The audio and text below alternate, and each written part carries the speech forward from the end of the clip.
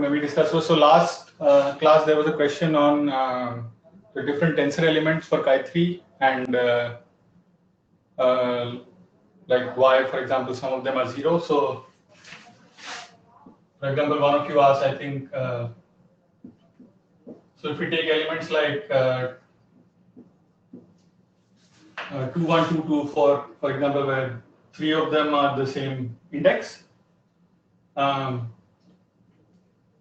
question was from symmetry considerations why, for example, for an isotropic medium, why would this be 0?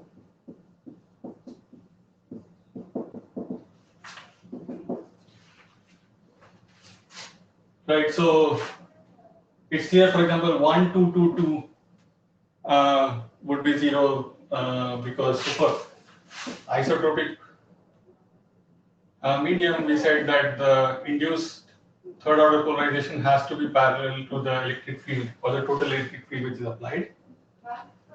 Okay. So, like for example, if you have 1, 2, 2, 2, that means, let's say if I apply a field in the 2 or y direction, then from the 1, 2, 2, 2 element, it will induce a polarization in the 1 direction or the x direction, which is violating this, right? So that will be 0. But the question was, for example, why can't we have elements like this, right? So this is also, you can, if you just think about the symmetries and straightforward from the symmetries, it turns out this will also be 0, right? So for example, so what is 1, 2, 2? So let's say we've applied an electric field. So let's say this is x and this is y. So this is the 1 direction and this is the 2 direction, right? So let's say we've applied a field which has a component Ex in the x direction and Ey in the y direction, right? So,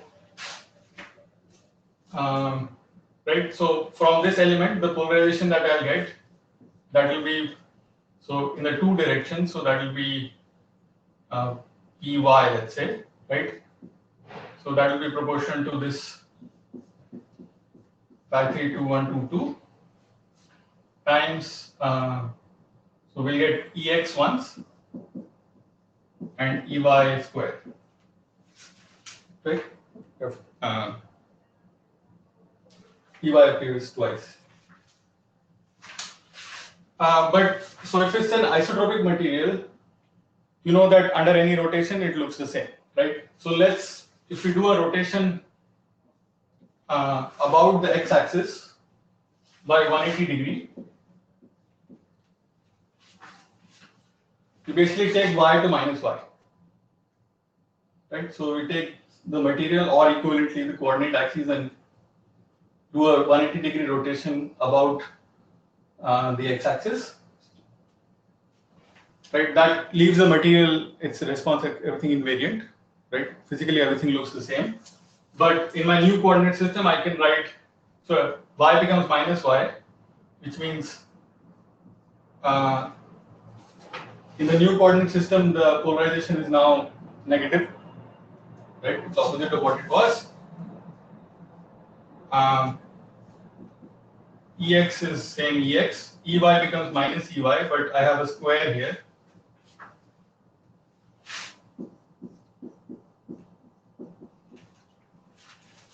Right? So from here, you can see on the right hand side, this minus sign goes away because of the square. So again, it's similar to what we had, for example, when we discussed that for centrosymmetric materials, the chi2 has to go to 0. So it's a similar case here, we get Py equal to something and then minus Py equal to the same thing, which means the only solution is Py equal to 0, which means this is equal to 0. The chi3 element, right? So similarly, you can take any chi3 element, right? And from the symmetries, do some rotations and figure out if they go to 0. Okay, that's the idea. So not only for isotropic, any material which has symmetry of 180 degree rotation about the x-axis, right, or reflection about the x-axis, will have this element 0. right? So even cubic crystals, for example, which have 90-degree rotation symmetries, like a silicon crystal, for example, that will also have this element. So I hope that makes things a little bit more clear.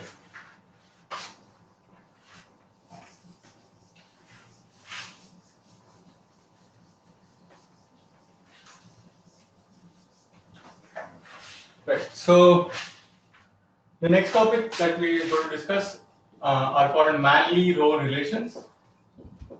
Excuse me, sir. Yes. Can you please use a dark ink pen? Sorry. Can you use a dark ink pen? You're not able to see the text? No, sir. Like it's not properly visible. I'm using a black pen with like it's a new ink. I don't know.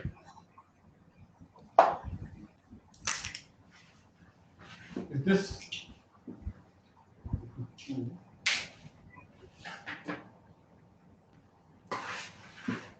This visible? Yes, sir. Yeah, sir. It works. Thank you. Yeah, so the next topic is Manley-Rowe relations. So named after Manley and Rowe, who sort of first found these relations. So let's consider the same process we considered to derive the coupled amplitude equations, right? So let's say I have some three fields which have frequencies omega 1, omega 2, and omega 3, and they interact with an anti-free medium to generate a frequency omega 4.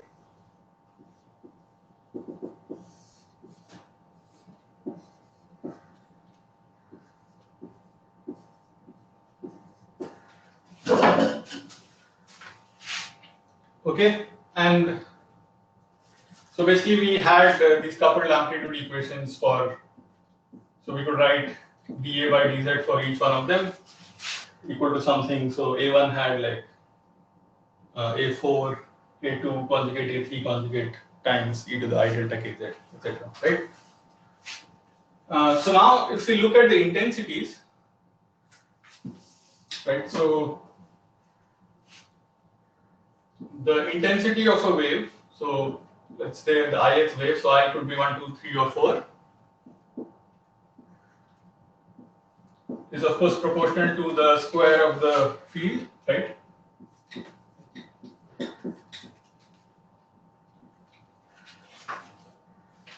Right, with these constants here, n is the refractive index, and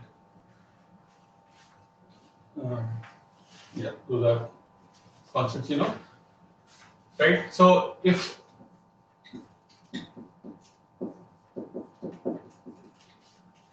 I write conjugate, right, and then we have, as I said, equations for the amplitudes. From that, we can get equations for the intensity. So, for example, if I want to see how the intensity of the omega 4 wave varies, right? So, from here, right, I can use the product rule.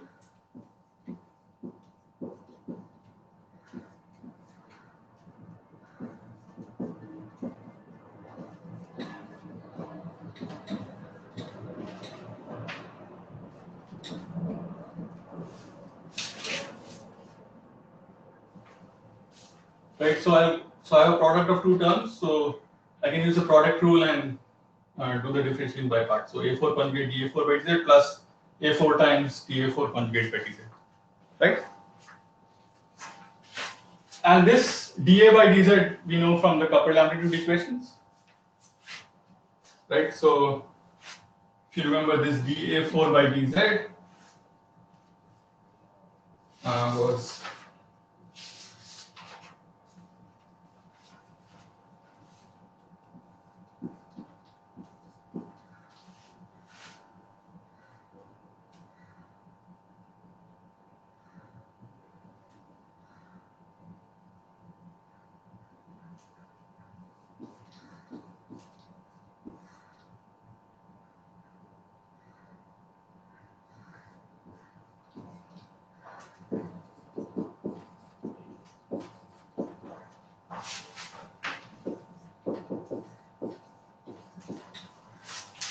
right? So something proportional to chi3, then times the product of the fields.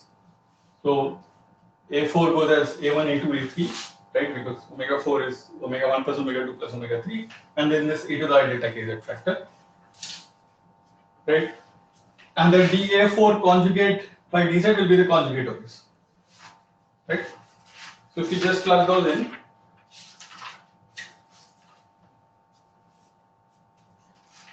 then you can see we'll get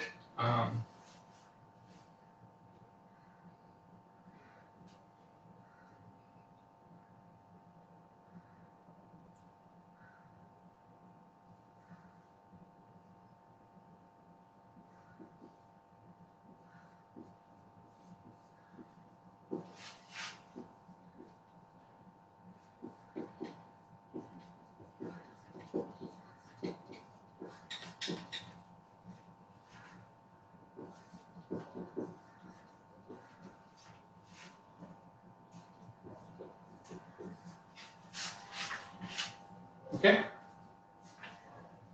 So here we get A1, A2, A3 times A4 conjugate. The other term will be the complex conjugate. Right, so now we have here I times, so this thing is a complex number, right? So this whole thing looks like I times some complex number, let me call it A, right? And then the complex conjugate will be minus A times A conjugate, right? So this you can see is just the imaginary part of A.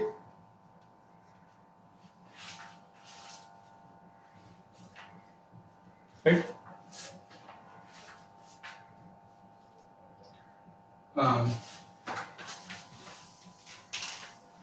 Basically, or 2 times that. So I can write this as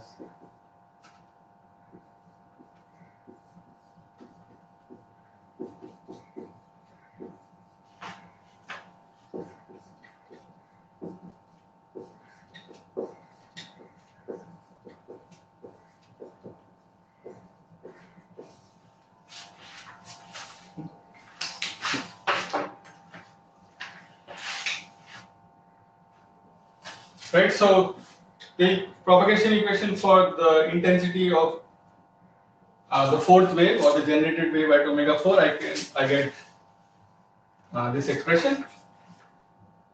Okay. Similarly, I can find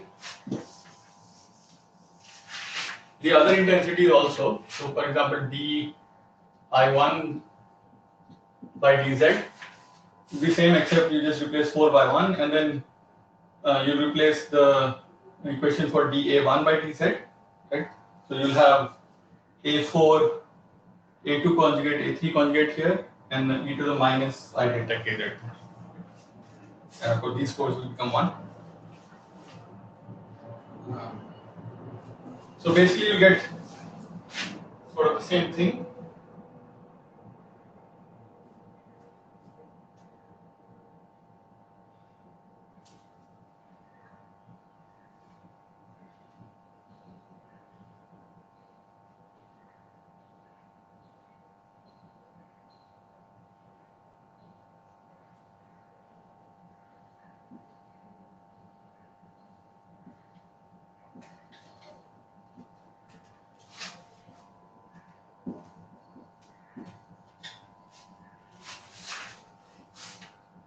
Um,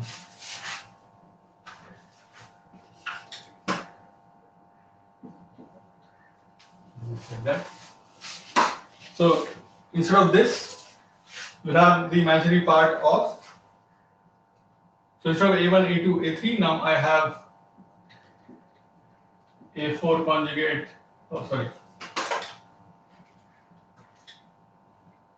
A4, A2 conjugate, A3 conjugate, and then E1 conjugate, of course, comes from here.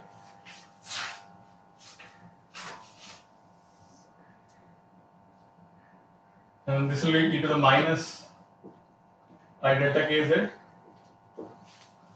because if you go back to the coupled amplitude equation, there was an equal minus delta kz there. So I don't need this because I've already written the imaginary part.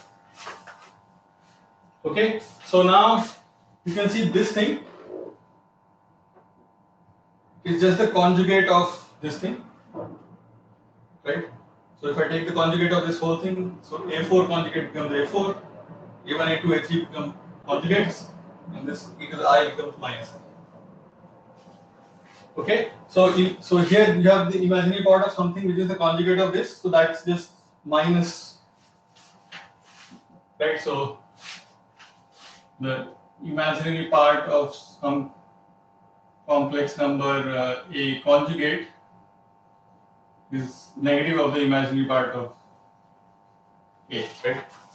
That's how you define conjugate. The imaginary part becomes negative. So this minus sign becomes plus.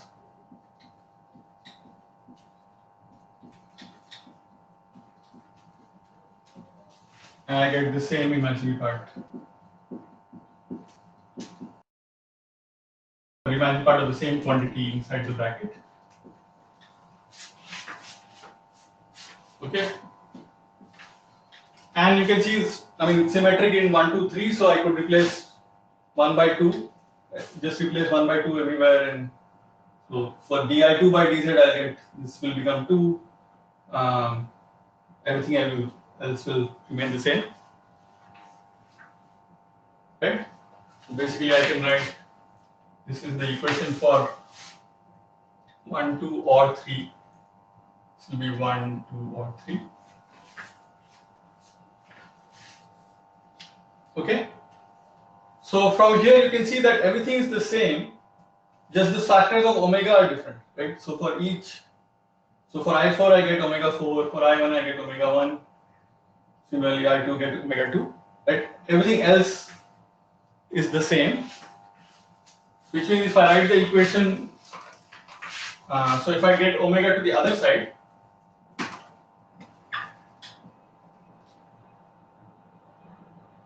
right? So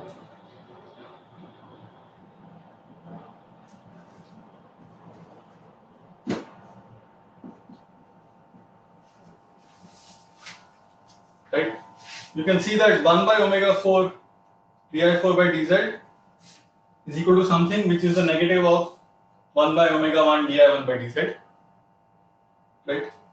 Or 1 by omega 2 di2 by dz. So basically what I'm saying is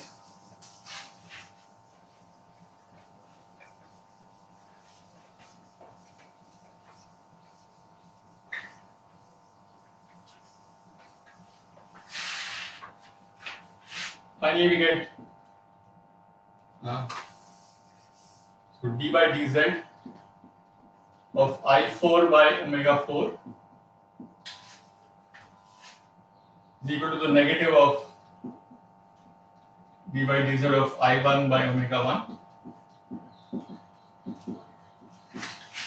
or I2 by omega 2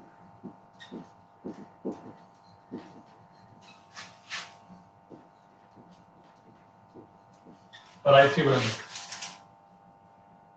Okay, and then what is this quantity I by omega? Is that proportional to something?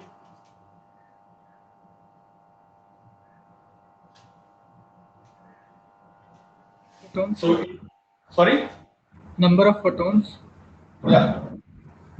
Right. So intensity is basically the power per unit area, right? And power is basically number of photons or the energy, which is number of photon times the photon energy per unit time, right? So it's something which goes as the number of photons, right? The energy in the optical field, and we know that well. So the intensity goes as the number of goes or is proportional to the energy in the field, which is the number of photons times the energy in each photon. And we know the energy in each photon is h cross omega, right? So if I divide by omega, or if I explicitly put h cross omega here, for example, then I know this is proportional to the number of photons, right? And everything else is a constant. So equivalently, I could write d by dz, the number of photons.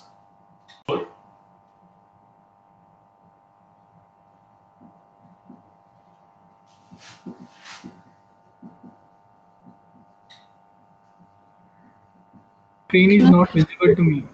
Video is not visible.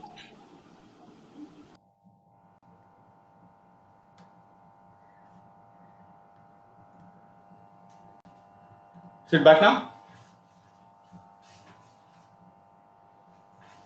Is it back? Yes, sir. Yeah. So the number of photons in 4, or the change in the number of photons as a propagation with propagation distance goes as a negative of the change in the number of photons in 1 or 2 or 3.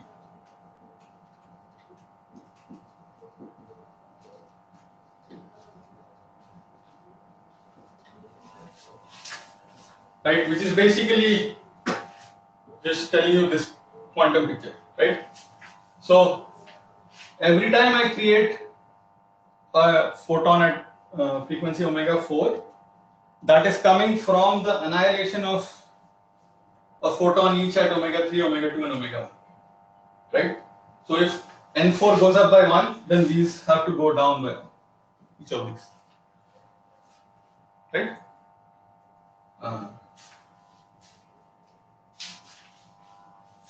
So these are called the Manley-Rowe relations, basically. Like these are equivalently the number of photons. And it actually is a bit strange, right? Because we started from basically classical equations. We didn't have any quantum mechanics anywhere. But we've ended up with a relation which is basically quantum mechanics, right? It is telling you about the number of photons. So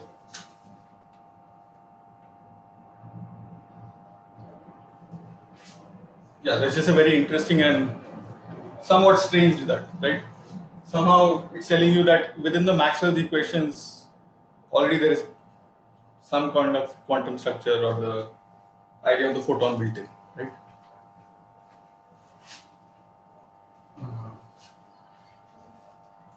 Also, you can see that the total. So if I define the total intensity is the sum of the 4 intensities, or equivalently the total number of photons as the sum of the number of photons in each.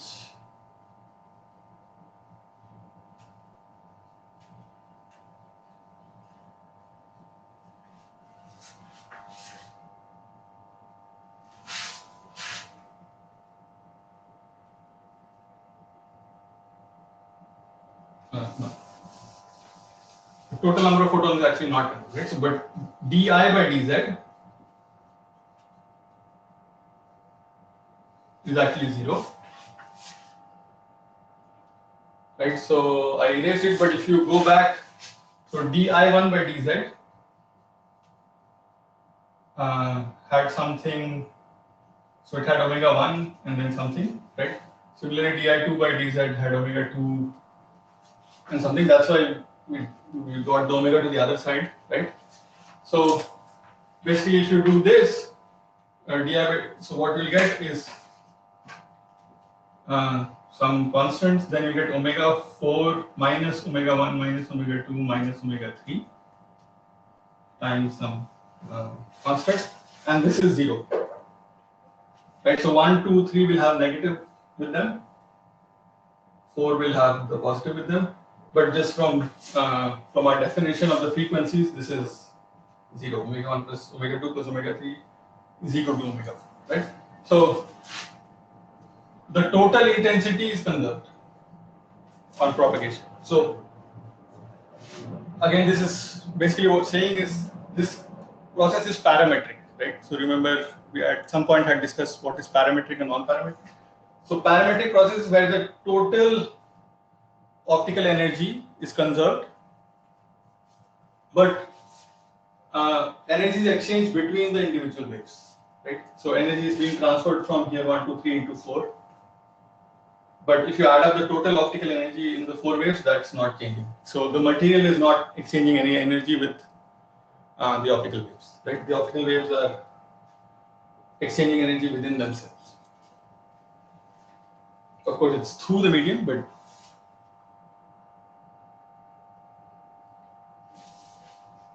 okay. So you can write down these Manley-Rowe. So for this process, we wrote this down, but you could have any nonlinear process, right? And you could you could write down the Manley-Rowe relations for any nonlinear process based on the level diagram, right? And basically, the point is you will get the same thing if you start from these coupled propagation equations and then explicitly solve for di by dz. They are consistent with what we would expect from the energy level diagram or the quantum picture.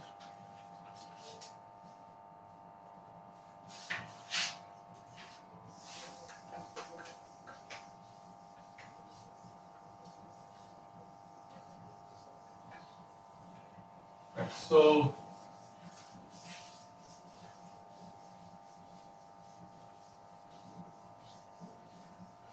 with that sort of we've covered sort of the introductory or the general background for which is needed for any kind of nonlinear optical process, right? So what we've discussed so far is sort of a general discussion, right? Which can be applied to any nonlinear optical process. And now, basically, from now onwards, the remaining part of the course, we'll be looking at specific nonlinear optical interactions, and basically, all of them would be chi3 interactions.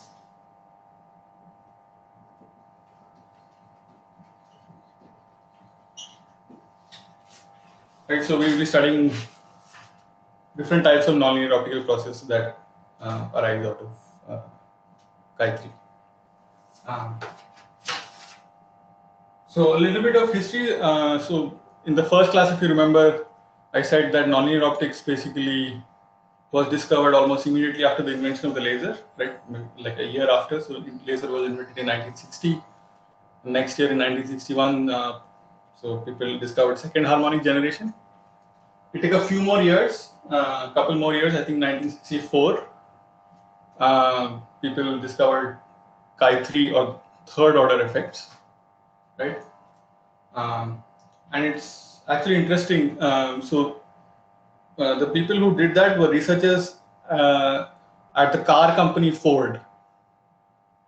So times were very different then.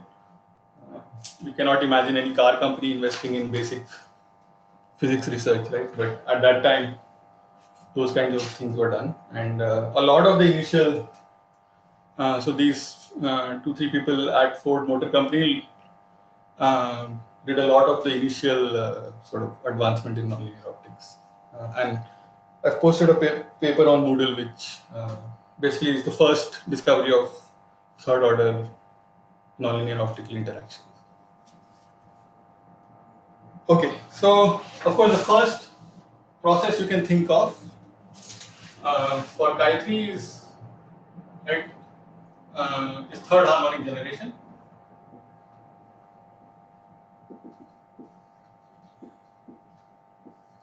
So I send in a strong wave at frequency omega into a material which has chi3, and I generate a frequency which is thrice my input frequency, right?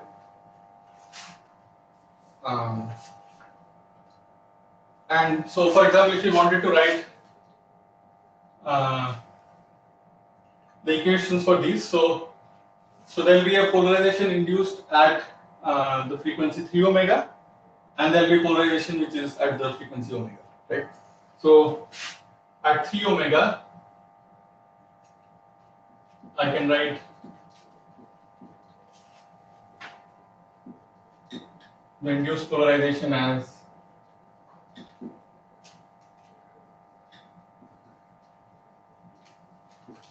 right. So my input field here at omega has, let's say, amplitude a omega, a sub omega, and wave vector k sub omega. So I'll get cube of the electric field at frequency omega. So I'll get a omega cube, and then I'll get factor 3 here, right, because of the cube.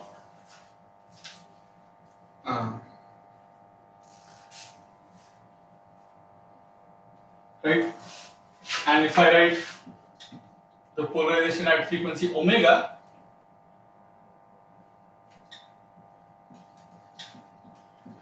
of course, actually, these two chi3 elements in general would be different, right? So this one would be like chi3 3 omega with input frequencies omega, omega, omega, whereas this one, which is at frequency omega, so this one would be chi3 at omega.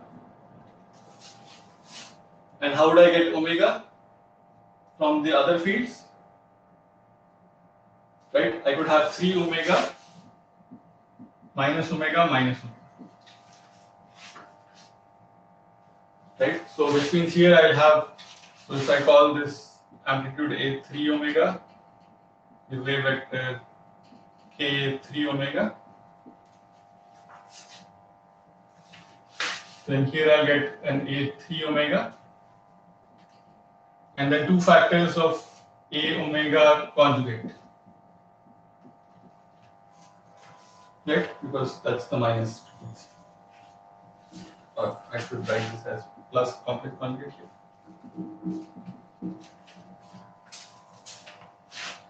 Right, and then the exponential factor would be, so I have the 3 omega here, so k 3 omega,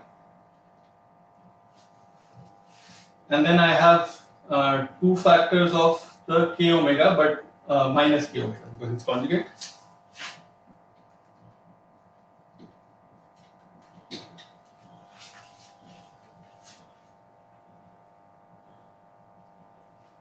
Right, so I can write the polarizations like that at the different frequencies, and then from the polarizations, I can write the propagation equations, right, or the coupled amplitude equation. So I'll go again. I start from the canonical propagation equation, right? So dA by dz is equal to some factor times the nonlinear polarization,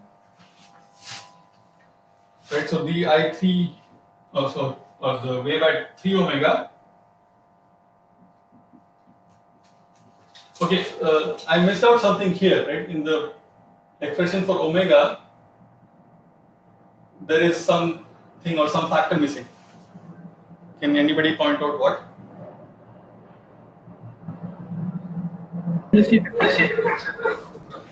Sorry? Degeneracy factor. Yeah, degeneracy factor, right? So for this term, right, omega plus omega. So the 3 input frequency omega, there is only one permutation. So this is just one. But here I have 3 input frequencies, out of which 2 are same. One is different. So there are 3 possible permutations for this.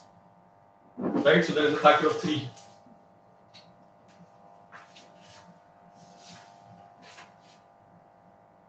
Okay. So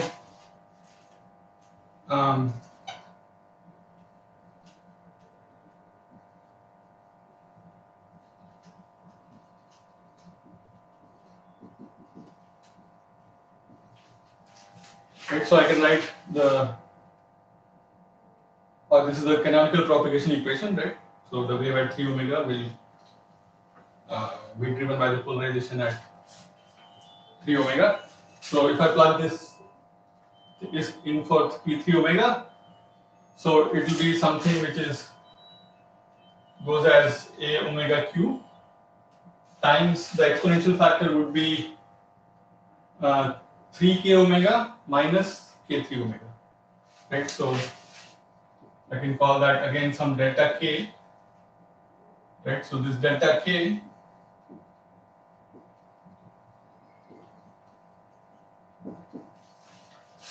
is again this phase mismatch or momentum mismatch, right? So I get 3 times the input wave vector because I'm getting, or I'm using 3 photons from the input wave. So 3 times the input wave vector minus the output wave vector is my wave vector or phase mismatch. Right? And then the other wave, the fundamental wave at frequency omega.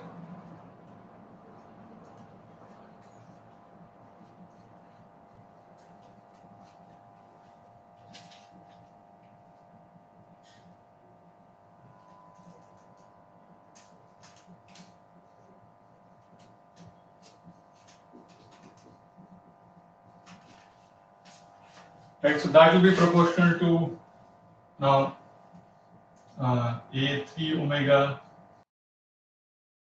at omega squared, and then the exponential factor will be e to the minus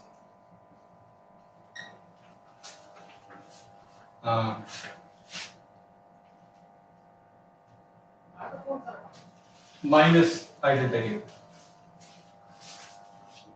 Okay, because I get K3 omega minus 2K omega, then another one here, so I get K3 omega minus 3K omega, so negative of delta.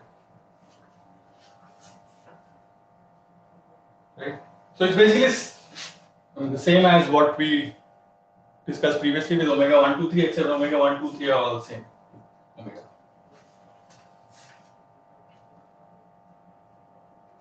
Okay.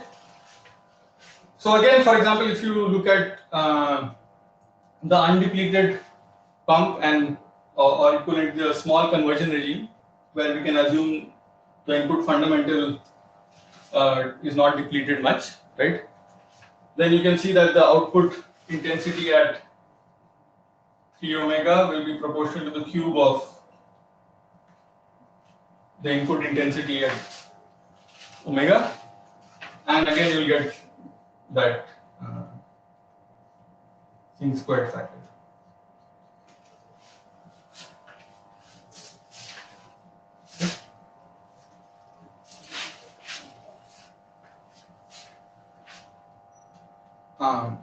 Right, so one place where it's used, so you can see that the intensity that I generate at the third harmonic is proportional to the cube of the intensity at the fundamental, right? So one place where that's utilized is in microscopy.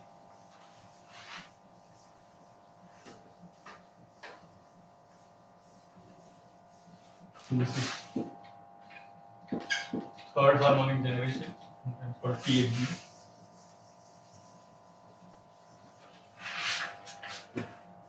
Right, so one application is in nonlinear microscopy.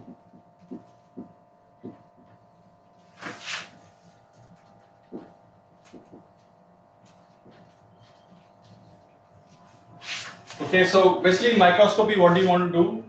You want to look at very small things, right? So, like for example, in biology, you want to look at cells, and then you want to look inside cells and what are the individual molecules and organelles within the cell. And typically, you start running into a limit. You start running into the diffraction limit, right? So typically, in conventional microscopy, you just focus your input light onto your sample, right? And then Sir, the video is not available again.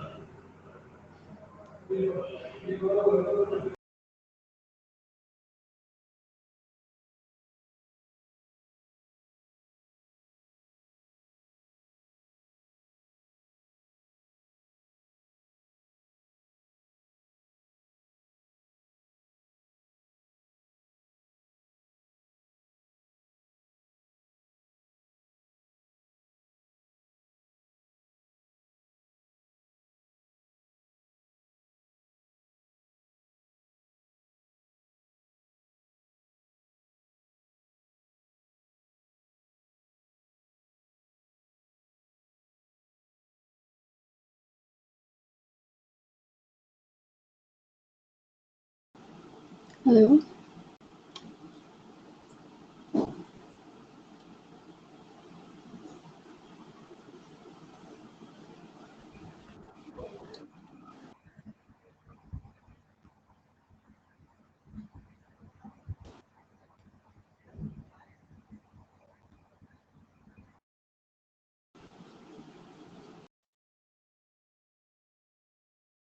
Excuse me, sir.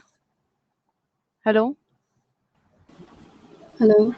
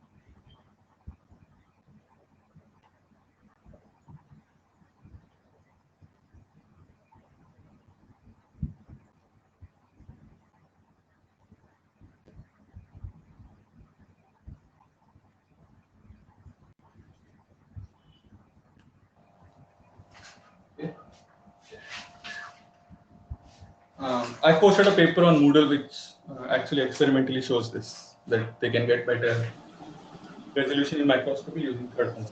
Excuse me, sir. We are not able to hear from the Sorry? beginning itself. Sorry? Sir, the point from where you Audio started and video is off. sir, when you started this topic, the application of like nonlinear microscopy, from that there itself the video goes off, sir. Oh, yeah, just let me know whenever it goes off, even if it's going Sir, off. we were saying to you, but you are not able to hear us, and we are dropping the message on the chat box, but I think you are busy. You are not able to see that. Oh, okay. From my side, it still shows it's streaming. So I don't really know. Okay, sir. Can you see now? Yes, sir. Yeah. So basically, the idea was so the microscopy uses this fact that the third harmonic intensity is proportional to the cube of my fundamental wave intensity, right? And so in conventional microscopy, I just take some laser light or something and then focus it down into my sample, right? And the focal spot gives me the resolution, right? So I collect some like normal fluorescence or reflection or something from the focal spot, right? And that typically is limited by the Abbey diffraction limit, right? So I can't focus laser light down to below the wavelength, right? So that limits my resolution to, let's say, a micron square, because for visible or near infrared light, the wavelengths are few hundred nanometer or a micron near there, right? But if you want to look at subcellular structures, then they could be smaller. So one way to get improved resolution is if I put some molecule or dye in my sample which generates third harmonic, then I excite with the fundamental and look at the fluorescence at the third harmonic. Okay. And since the third harmonic goes as the cube, so now if I take my focal spot, the third harmonic would go actually as the cube of this shape, right? So if I have some Gaussian focus spot, so in spatial direction I'm looking, the intensity looks as some Gaussian profile. If I cube that, that would look like a much sharper profile, right? With the much smaller full width at half max. So my resolution of imaging goes up. Okay, is that clear?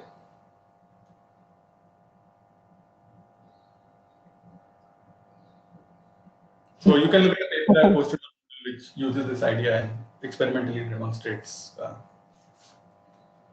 superior resolution using third harmonic generation.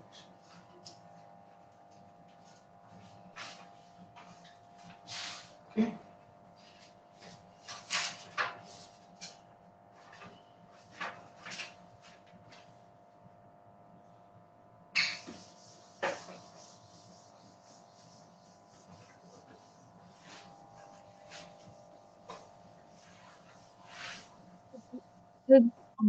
Sorry?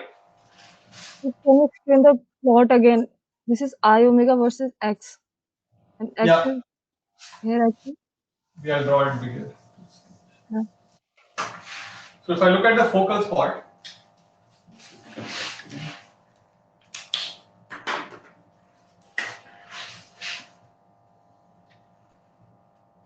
so if I take a cut along in some direction along at the focus, then the intensity looks like some Gaussian, right, as a function of space. So this is my focus spot, the intensity profile of the fundamental. So if I just collect like linear fluorescence or something, the size of the spot that I'll see will be, let's say, the full width half max of this, right? So that's my resolution. But if I look at the third harmonic, that will be proportional to the cube of this, right?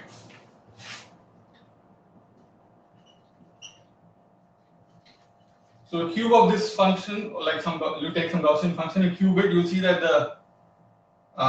it has a much narrower full width half max. It's much sharply peaked, right? Because it goes as cube. So the low values are suppressed further, the higher values are amplified further. Right? So, and now if I collect the third harmonic, which is proportional to this, then the full width at half max is much smaller than what is at the fundamental, so I get superior resolution. So I can see smaller features. Right? Is that clear?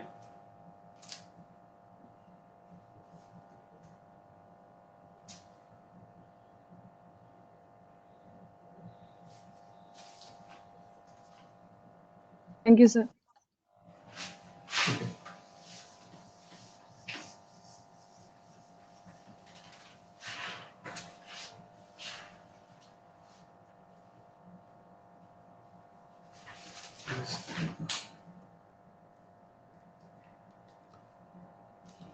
Just 1 minute, I'll reload some ink for it to make it darker.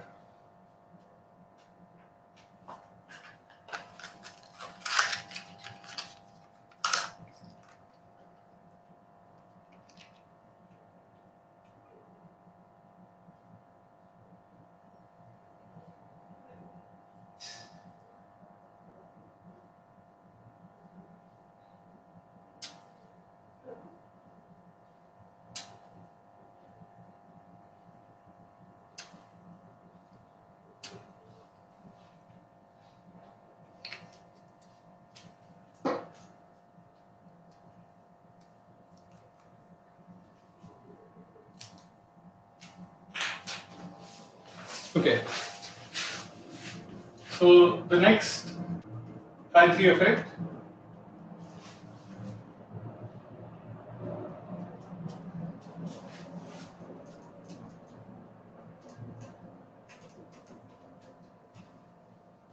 is the intensity dependent refractive index. Okay.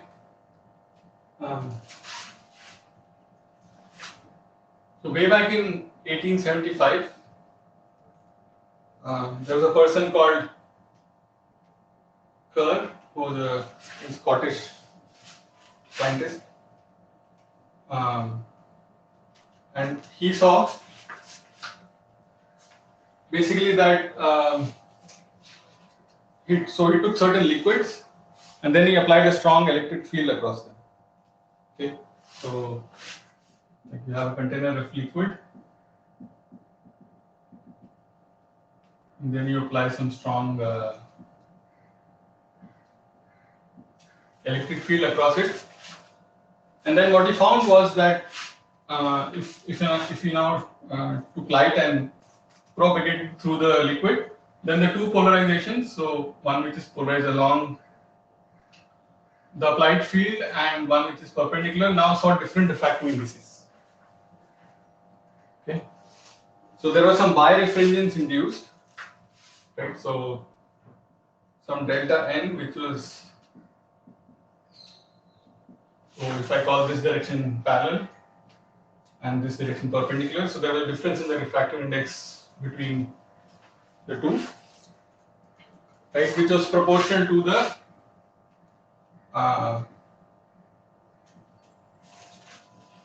square of the value of the field applied. Okay, so basically what we saw was you can modify the refractive index of a medium by applying a voltage, and that the variation went as the square of the value of the field. Right?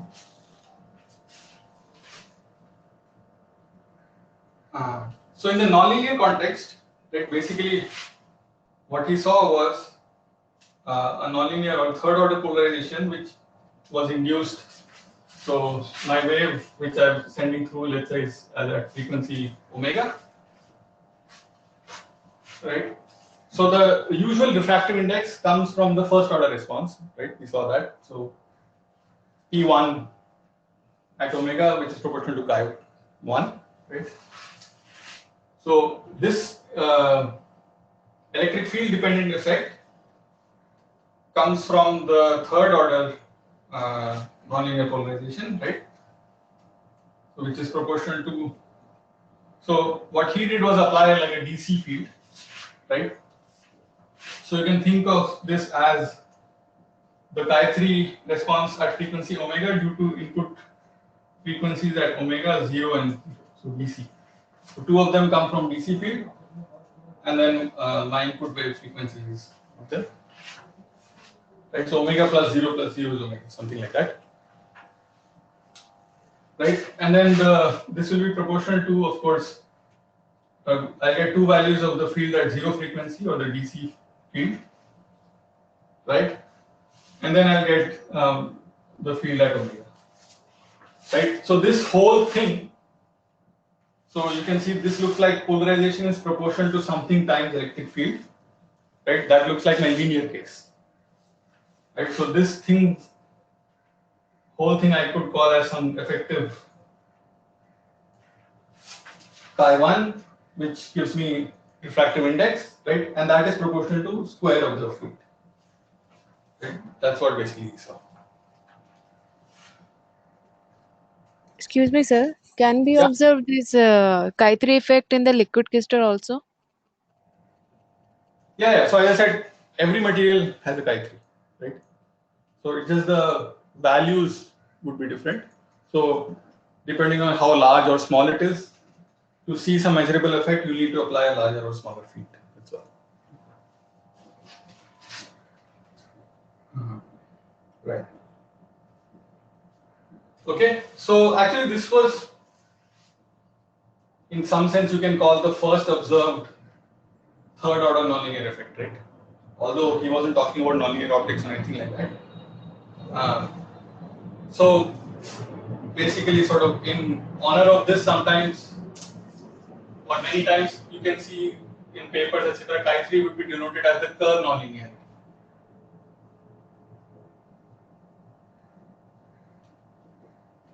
Okay. So instead of like a chi3 interaction, they would write like a Kerr nonlinear interaction or Kerr nonlinearity. So you would see chi3 being referred to as Kerr nonlinearity in many places, basically. In honor of this. Right, so basically what he was saying that my total refractive index, I can write as a sum of my normal refractive index that I have in my medium, plus something which is proportional to the square of the field, electric field that I apply. Okay. So this constant is referred to as N2, and this is what is the intensity dependent refractive index, right? So in this Kerr effect case, he was just applying a DC field, right? But now you can imagine that we could extend this such that this applied field also comes from an optical wave, right? So we see, I mean, we know that there are chi3 elements where these 3 input frequencies could be anything, right? So as long as I have something here, so one of them is input frequency omega, I want the output frequency also at omega. So as long as the other two ones are something which are, let's say, omega minus omega, right, which cancel each other out, so that the sum of these 3 give me omega, that's fine, right? I don't need these to be 0.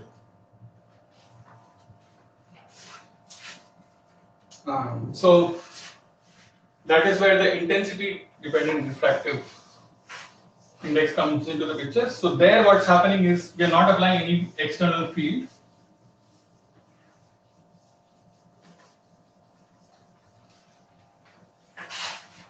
Okay, so what we are doing is just sending a monochromatic wave at frequency omega through some chi3 medium. Okay, so let's say this is some intense wave at omega, and that's it, right? There's nothing else. So even due to just this one wave, we'll get a nonlinear polarization. This also we discussed in I think the first or second class, right? I could have a nonlinear polarization which is induced, or the third order polarization which is induced at frequency omega.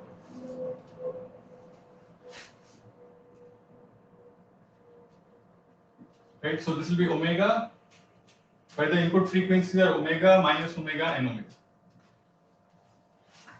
Right, so they all come from the same input wave.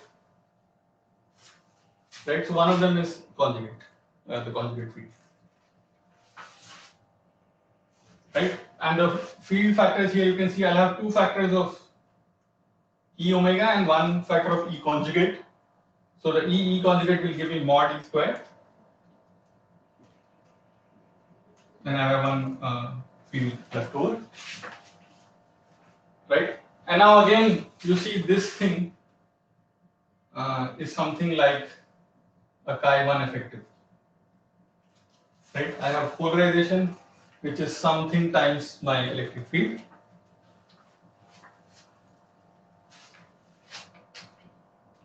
Right, so I can write my total polarization induced at frequency omega as the linear response plus the third order response.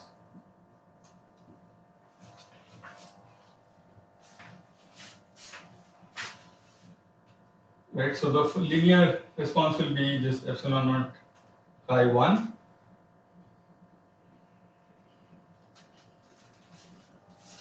and E3 omega is that.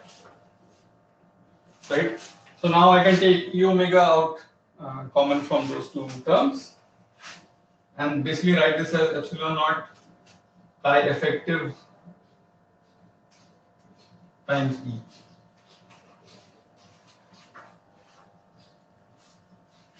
Okay, so chi, the effective susceptibility will be the sum of the linear susceptibility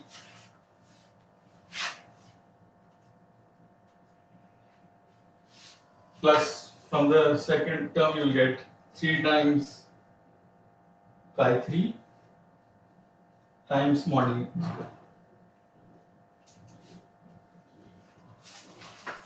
Right, so and mod E square is proportional to the intensity we know. Right, so this will give me refractive index, right? So you can see that I'm getting something like my total refractive index is the bare refractive index linear plus something which is proportional to intensity. Okay, so we know that how do we get refractive index from the susceptibility? We know that 1 plus chi is the permittivity, right, which is square of the refractive index.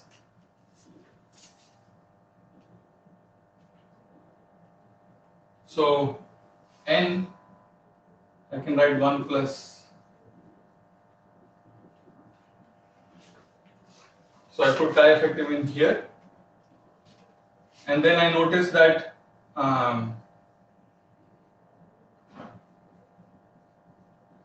the nonlinear term is typically very small.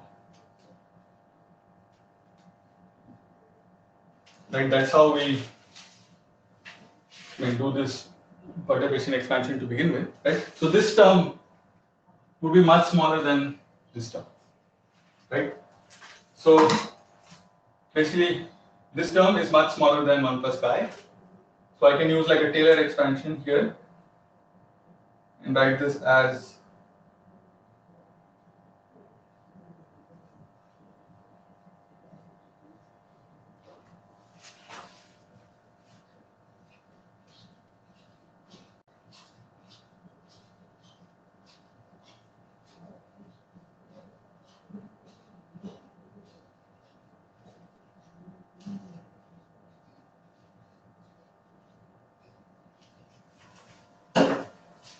okay,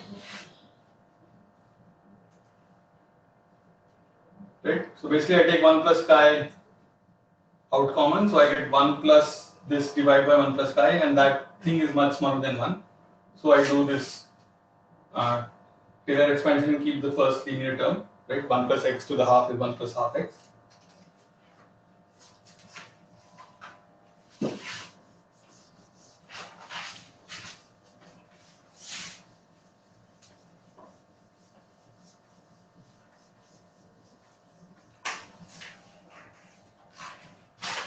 Right, and 1 plus chi 1 or square root of 1 plus chi 1 I know is the bare refractive index, right? So we know, so if this is chi 1, that's sort of the usual refractive index, right? So if I call this 1 plus chi 1 to the half, that's the usual bare refractive index n naught, then you can see I can write n as n naught 1 plus half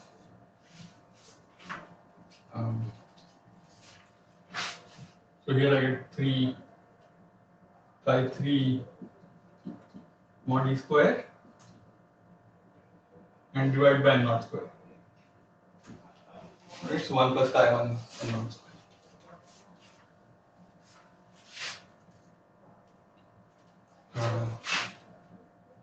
Basically, I can write this as n naught plus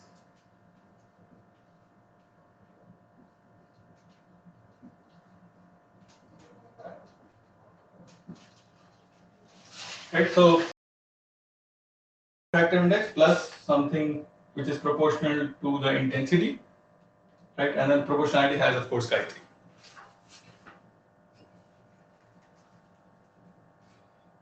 Right. So this is typically converted to a form where I have intensity explicitly, right? So I can convert this mod e square to intensity again by using the formula for intensity, right? So I is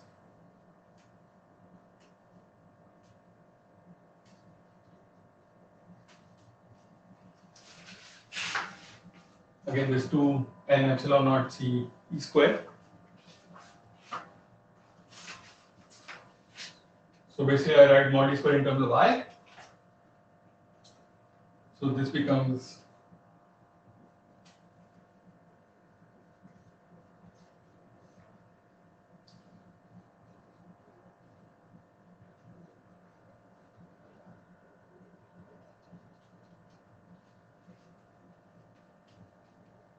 written as n naught plus n2 I.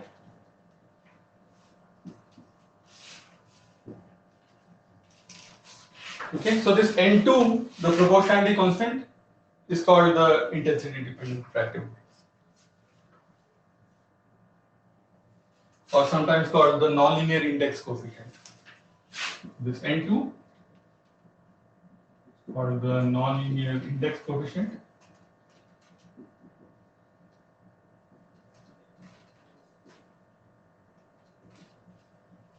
So it has units which are inverse of intensity, right? So intensity is watt per meter square, so this has units of meter square per watt.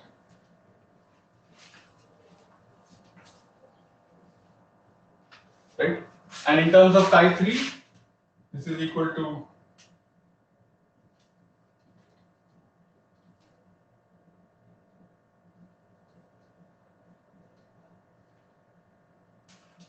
right? So N2 is basically proportional to pi3 with some constants.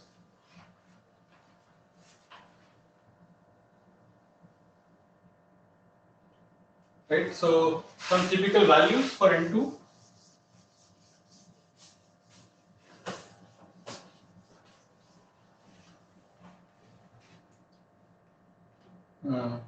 So silica glass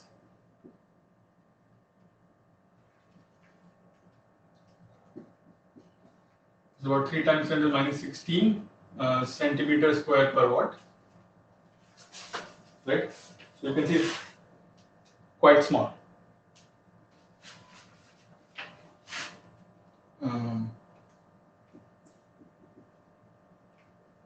Diamond is about 10 to the minus 15. Again, once you get to materials with lower band gap, like silicon, for example, can go to 10 to the minus 14.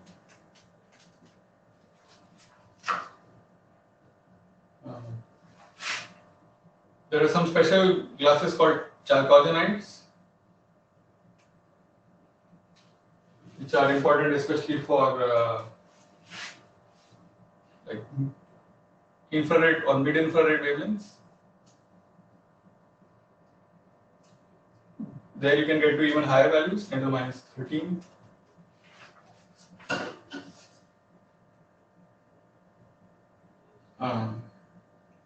To take some usual materials like, I don't know, water has similar to glass, like about 10 to the minus 16.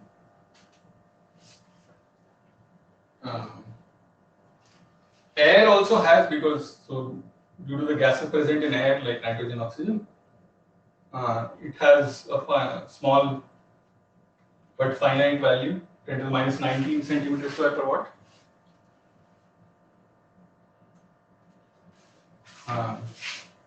And people have also estimated that even vacuum, right, so nothing, literally nothing, will also have an N2 which is extremely small but non-zero, 10 to the minus 35. Okay, and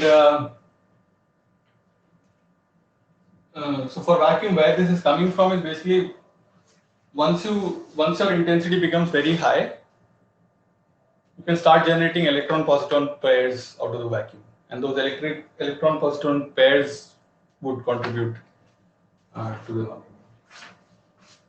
Okay, so people are actually building super giant lasers which are building size to try to probe these vacuum nonlinear.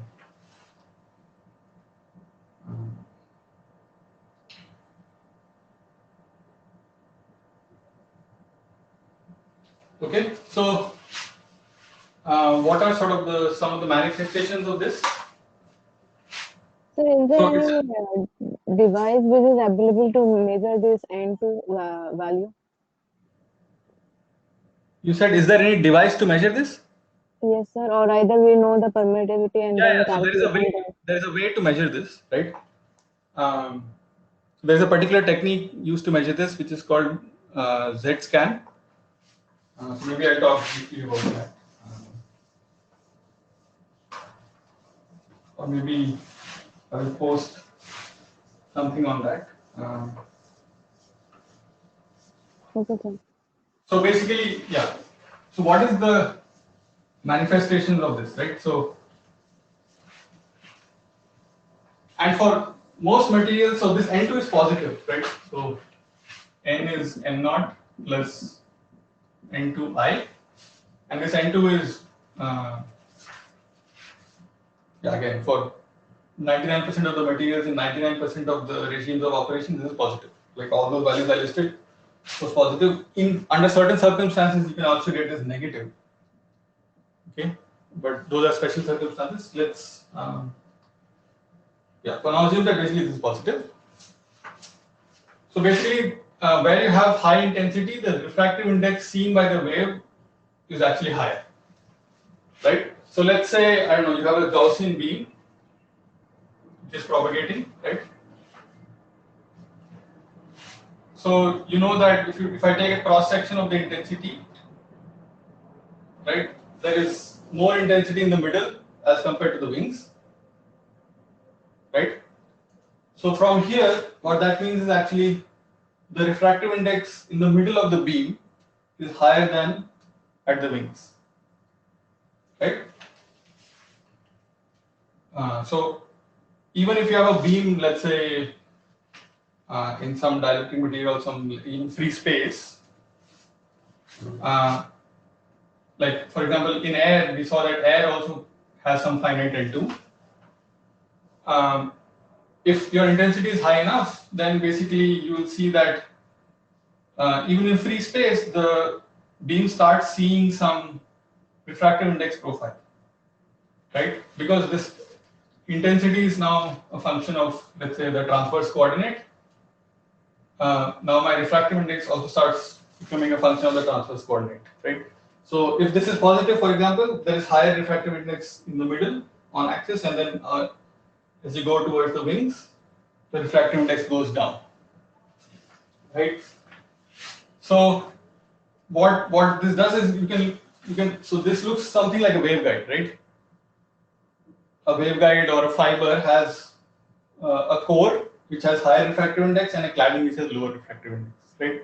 And that's used to guide waves over long distances, right? So basically this effect, what it does is, so normally in free space or even if you just focus a beam into a medium, right?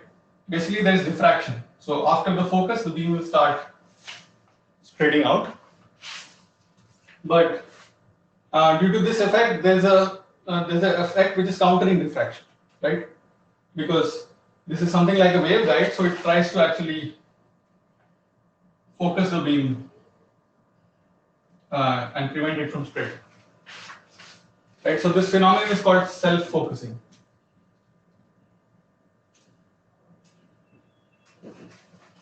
And you can see as I crank up my intensity, this effect gets stronger and stronger, right?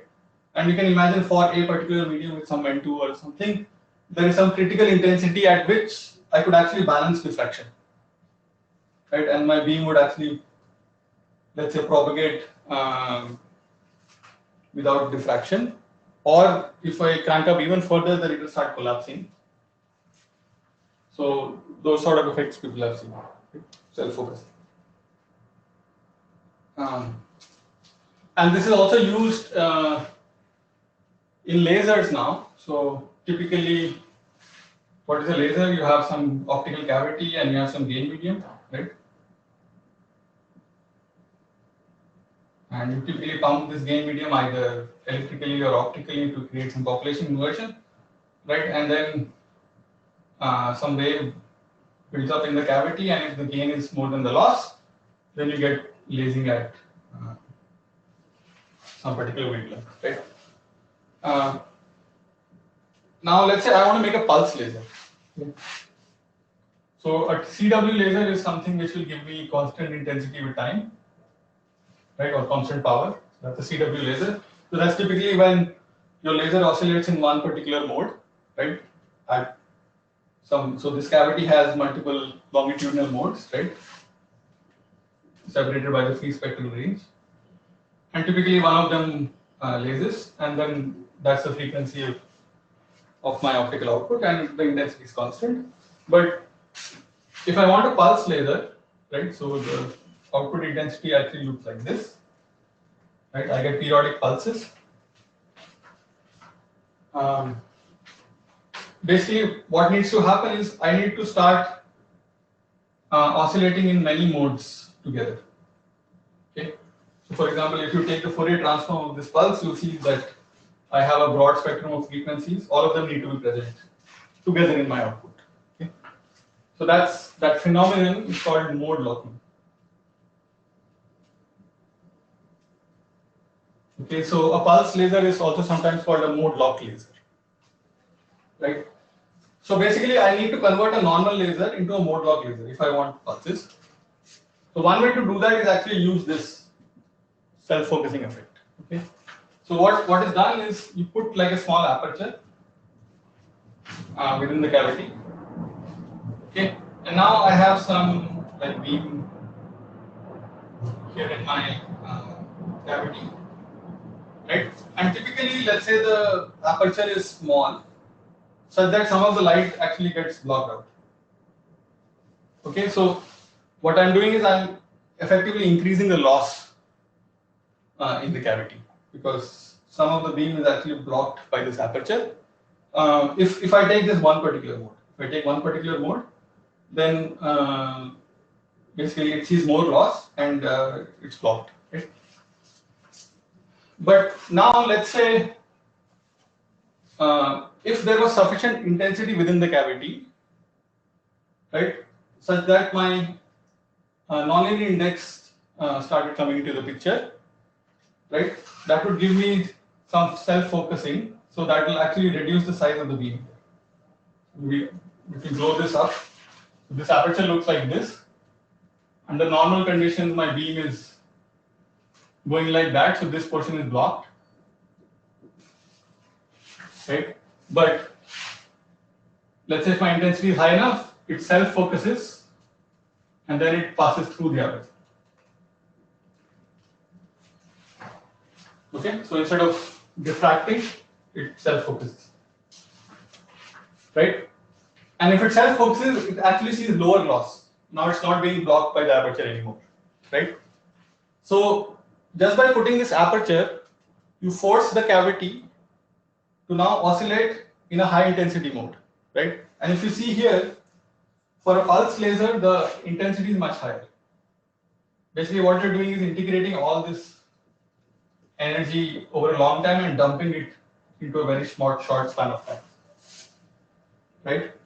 So the pulse laser has a peak intensity which is much higher than the CW laser, right? So just by putting this aperture and utilizing the self-focusing, you force the cavity to mode lock and operate in a pulse region.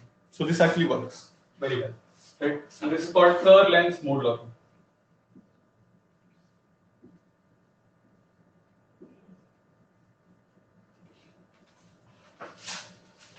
And a lot of the high power lasers today are made using Kerr lens mode locking. Right, so you're doing some sort of lensing using the Kerr effect. That's why it's called Kerr lens. You're doing mode locking using that. Okay, and actually, so there's a question on how do you measure N2. Basically, you utilize the self-focusing effect itself. So there's a method called Z-scan. Just briefly mention it.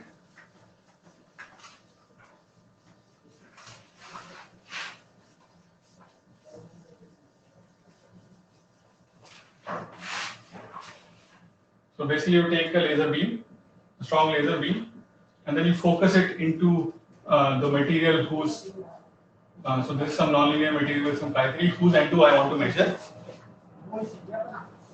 Right, so, and this is some strong laser.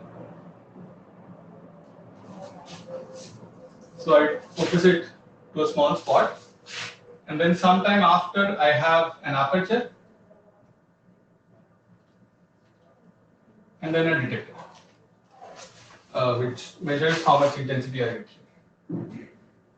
Okay, and basically I have the sample on a translation stage, so, and I can translate this about my, so this is focused here, so this is the focal region. I can translate my sample across the focal region. So, and this direction is, let's say, called Z. Right? So that's why it's called as Z. This method is called Z scan or Z scan. You take the material and then you scan it across the focus. So you can see that as I scan it across the focus, so at the focus it will see the maximum intensity, right? Which means the self-focusing effect will be maximum N2I, right? So more of the light will get through my detector. My detector will measure more light. And now when I go away from the focus, the self-focusing effect will be less, and my detector will detect low light, right? So as when I measure the intensity as a function of Z, right, I'll get some peak or something, and from that I can measure it. So that's how. So knowing the intensity and the focal spot, etc., you can back calculate what N2.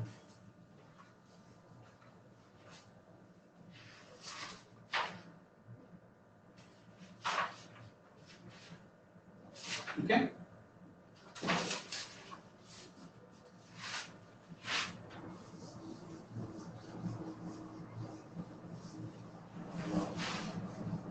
So that's sort of the effect in the spatial domain, right?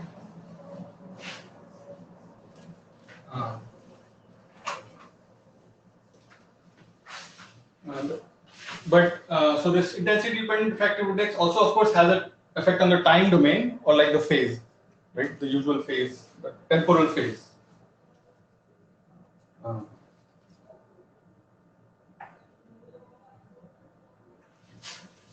So I mean, if you just look at the like, let's say we have some wave propagating in the z direction, right? So the phase evolves at e to the I k z, right? So here I can write this as, so k is omega over c times n, right? So now n is n naught plus n2i. So you can see this will have my usual phase plus a nonlinear phase, which goes as the intensity, right? So this thing is called the nonlinear phase shift.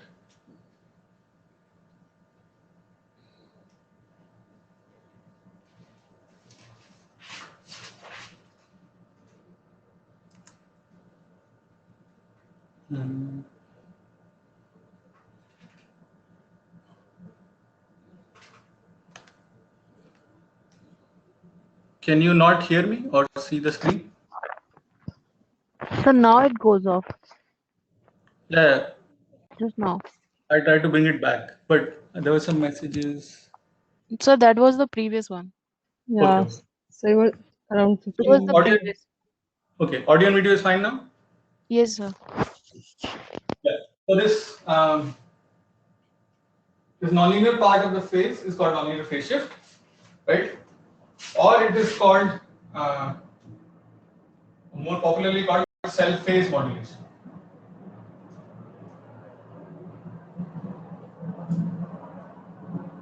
Or SPM. Okay, basically what is happening? The beam is modifying its own phase, right? So it's called self phase modulation. The beam is modulating its own phase proportional to its intensity.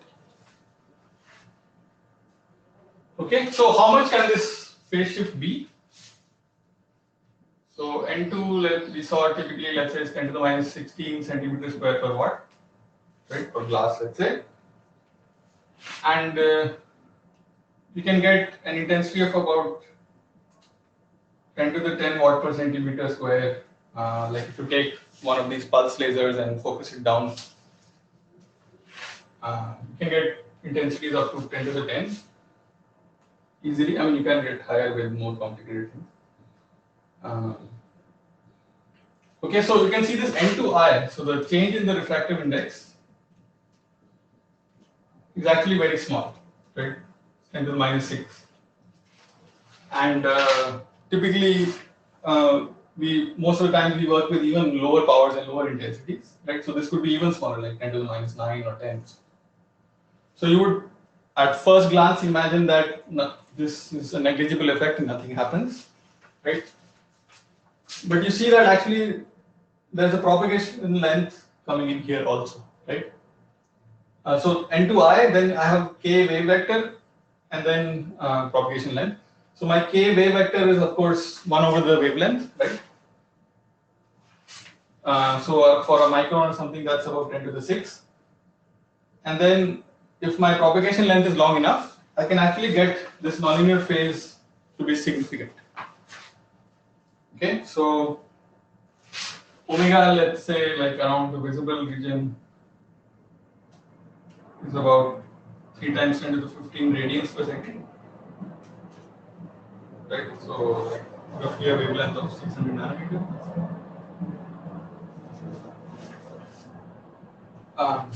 So if I take a propagation length of 10 centimeter,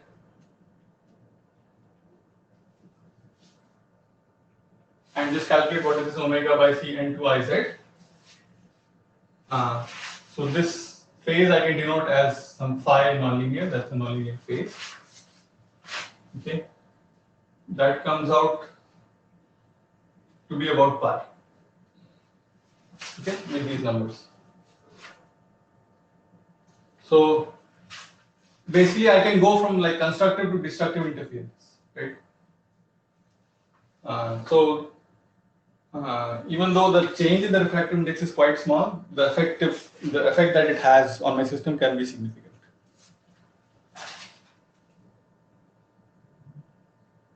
Okay, sometimes this factor is written in a slightly different manner, especially when we are dealing with like fibers or waveguides.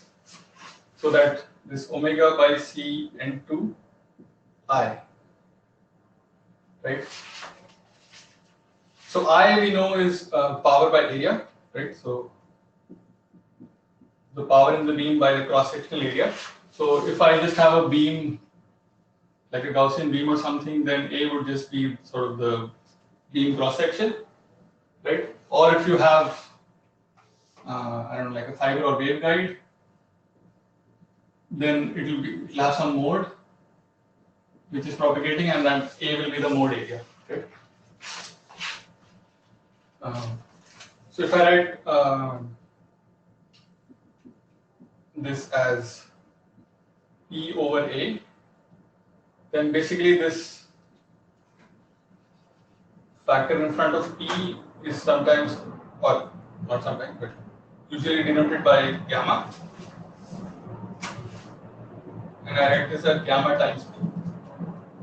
Okay, so instead of writing it as something proportional to intensity, I write it as something proportional to power. Because power is something that is easily measurable, and it's sort of something that is a property of my light source, right? So I can change my cross section using lenses, etc., or I could propagate through different waveguides to different cross section, right? So I could change A depending on how my material is engineered, but P is sort of how much power I have from the source, right? So it's usually better to analyze in terms of the power. So the proportionality constant there is gamma, where gamma is given by this omega over C N2 by cross-sectional area, right? So this is called the effective nonlinearity.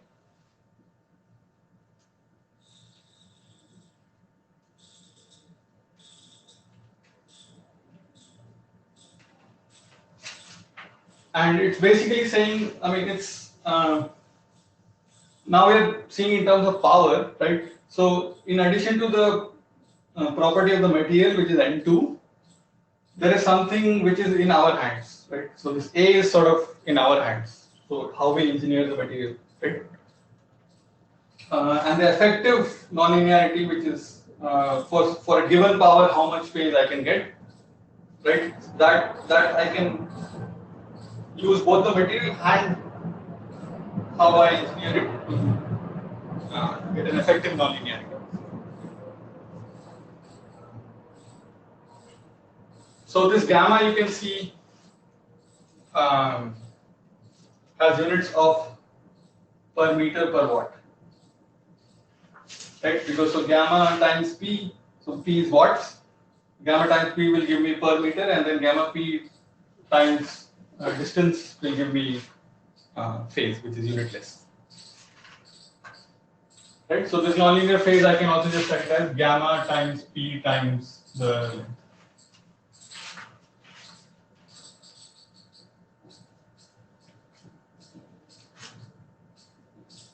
Right? So you can imagine, so for example, I could have some interferometer.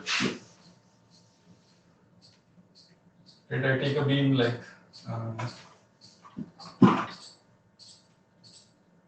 I split it into two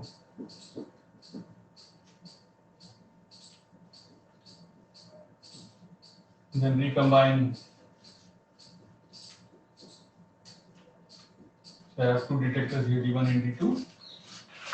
And when in one of the arms, I have an sky-free material, a nonlinear material, right? So depending on my input intensity I here, there'll be a path or the phase difference between the two paths, right?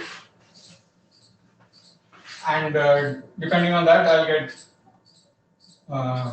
like either light in D1 or D2 or some fraction in D1 and D2, right? So you can imagine that as I change the intensity, the phase shift through the nonlinear medium will change, which will change the path difference, right? So as I'm changing the intensity, my output in D1 or D2 will actually change, right? So this is something like an optical switch, right? Or you could have two beams, for example, I1 and I2, right? So let's say in the absence of I1, I2, I set up such that all of the light comes out in one of the detectors. So the paths are set up like that. Now I introduce I2, so that will cause an additional phase shift, actually that we haven't discussed yet. So we'll discuss it just after. So if you have two beams, then they can also cause phase shifts on each other. But so this is the self-phase modulation. So one beam causes phase shifts on its own. So here what will happen is, as I'm changing the intensity, if I look at the power in detector D1, for example, I'll actually oscillate back and forth, right? Because I'm changing the phase with intensity, right? So that's something like a switch, or right? As you're changing power or intensity, my output is changing.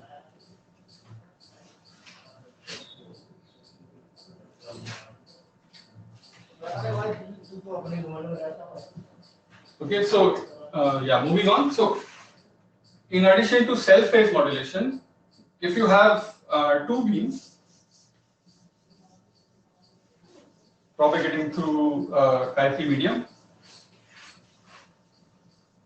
then you can imagine that both beams can change the refractive index, right?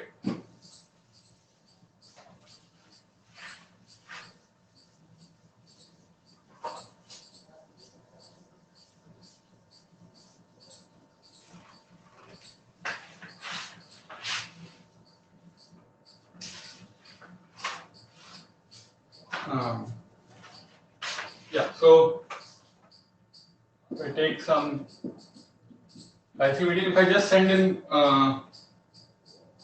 let's say one wave at frequency omega, I see that I can get a self-phase modulation, right? So here, this is phi, let's say SPM. But let's say now I send in another wave at frequency, let's say some omega prime.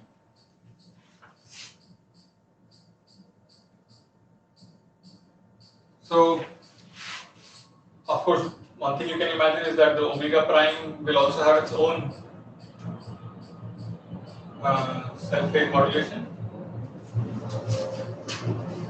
But that won't be the only thing. There will actually be an additional phase shift on both beams due to the other. Okay, and that's called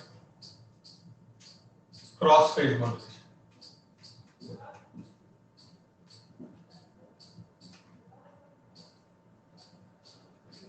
Right? Cross phase because like one beam is affecting the phase of the other. Right? And it's denoted by XPM. So the cross is denoted by X.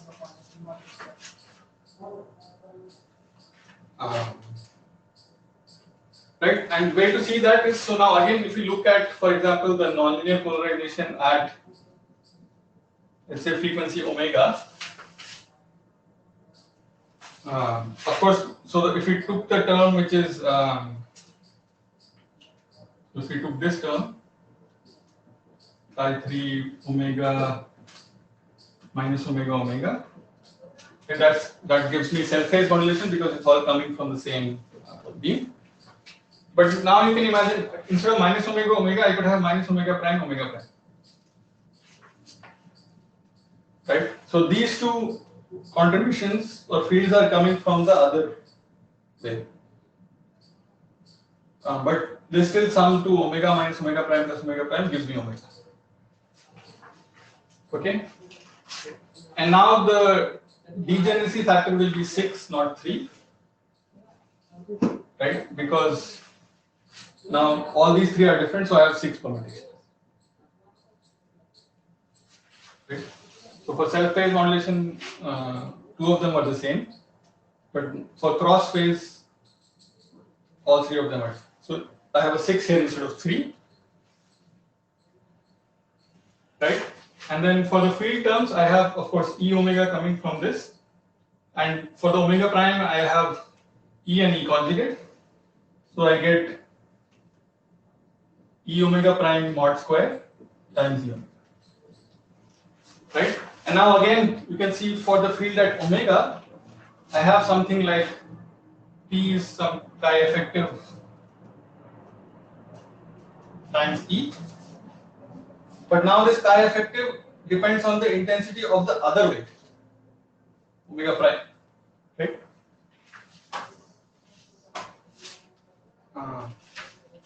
And it's twice as strong as the self phase, right? Instead of 3, I have 6 here.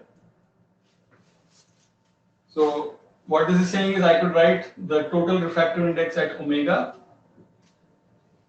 as the bare refractive index plus twice n2 times the intensity at the other frequency.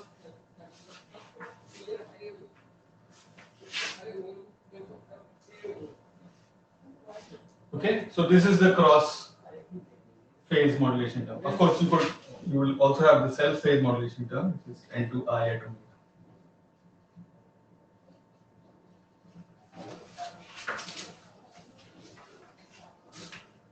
Right, so the cross phase term is twice as strong as the self phase, let's say for the same intensity.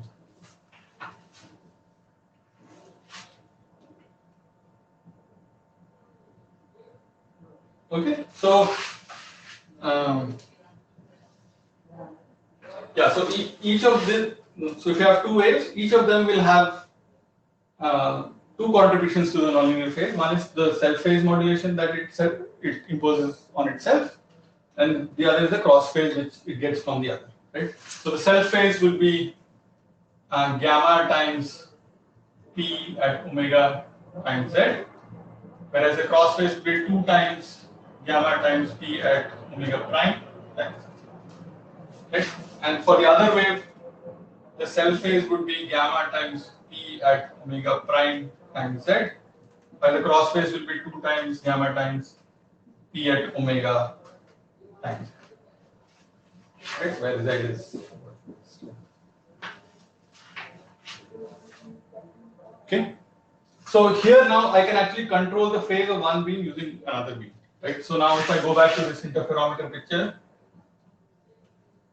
I could have two inputs I1, I2.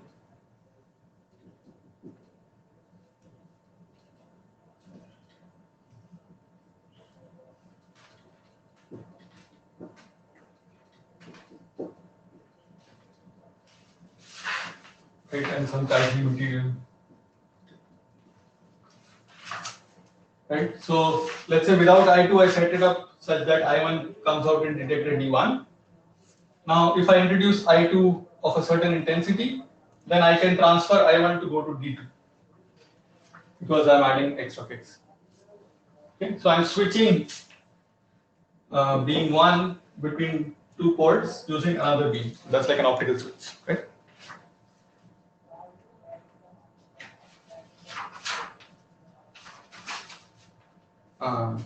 You can also use it for some kind of non-demolition measurement. Okay, so typically, like if you want to measure a light field, we just use a photodetector, right? Which means basically we are destroying the photons, right? So we're collecting all the photons and converting them to an electric current and measuring. But let's say we want to do a non-demolition measurement, which means we want to measure some field without actually destroying it, right? So is there some way to do it? Again, you can use this cross-phase modulation idea to, so let's say I2 is the field that I want to measure. I want to measure how many photons there are in I2, but I don't want to just directly measure it on photodiode. I want to preserve the field. Then again, I can introduce it into the interferometer, right? And again, let's say without I2, I set it up such that all of I1 goes into D1. So D2 is a dark port, so called. And now when I introduce I2, depending on the number of photons or the power of I2, so beam1 will experience some extra phase due to cross phase modulation, and which will actually send some of the power into D2, right?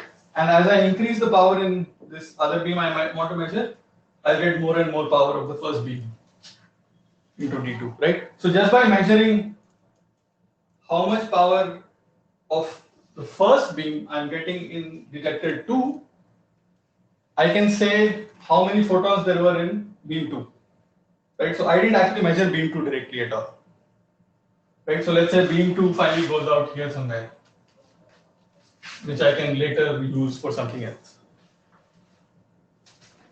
right? So this is called a non-demolition, or sometimes in the quantum regime it's called quantum non-demolition, so QND.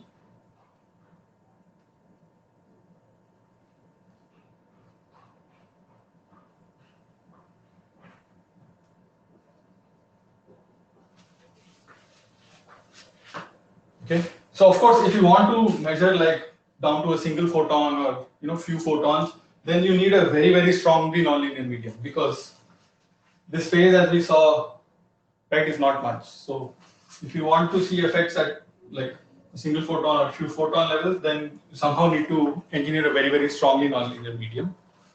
But in general, you can at least get some idea of the number of photons by this, how much light is transferred to the other photon. Okay.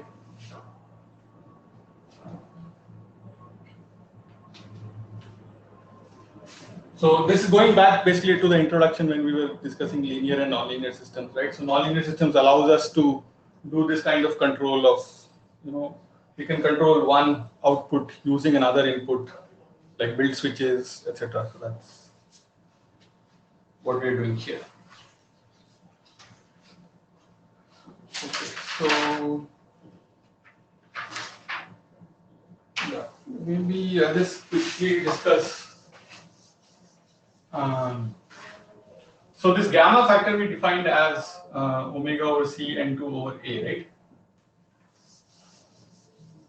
right? So this is especially useful when we are doing interactions in waveguide or fiber, right? So I'll just briefly discuss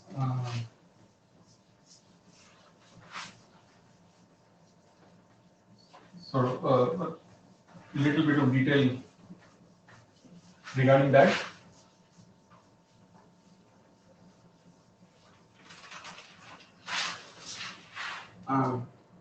So if you go back to the canonical propagation equation,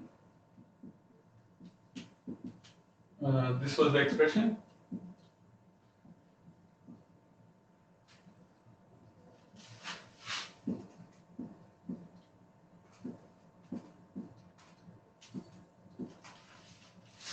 Okay, so right, so how my amplitude changes due to the nonlinear interaction is given by this. I have a nonlinear polarization here. So if I am now looking at a waveguide, right, basically I write my field typically as some transverse mode profile. So UXY, which is given by this mode profile. So right, X, Y are this, and then Z is the propagation direction. Times, so A of Z will be this A, the amplitude, right, which we took. So for free space or plane waves, we basically didn't consider this at all. We just took it as 1 or something. Right? And then I have a propagation constant here, beta Z minus omega t. Right, so beta is the propagation constant. So instead of k, typically for waveguides, we use beta. Right, and so beta here is just omega over c times n effective. Right, so in just a bulk material, we know k is omega over c times n. In a waveguide, we get some n effective, which is some combination of the core and cladic refractive indices, right? and that's some effective index which gives me a propagation constant, right? So basically, this propagation equation will have n effective here instead of n and beta instead of k, and also we'll have to sort of explicitly take this u, the transverse mode profile, into account. So that is of course independent of z, so that will just come outside here with the field amplitude. And then in the nonlinear polarization here, I have a product of the electric fields, right? So, for example, if I consider self-phase modulation term, so I get something like, so I have chi3, then I have mod e square e, right? That's the self-phase modulation term. So for E, I'll have to put U times A, okay? So that will sort of give me, so mod of xy square,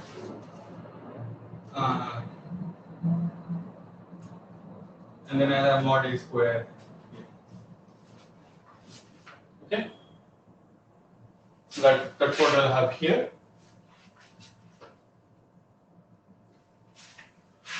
So maybe if I just explicitly write it.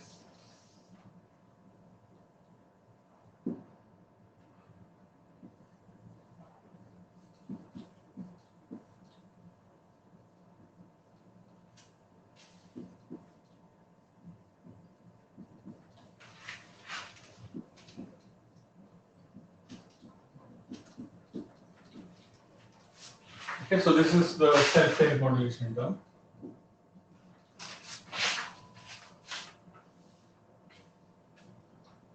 Right?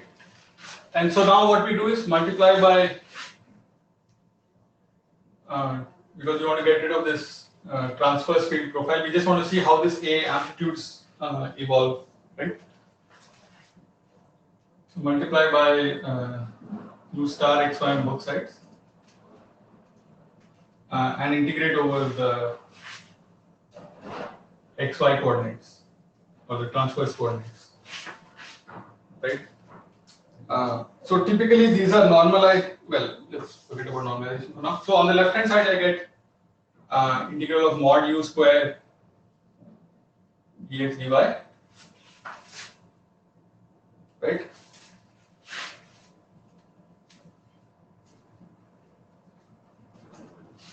Then on the right hand side, I get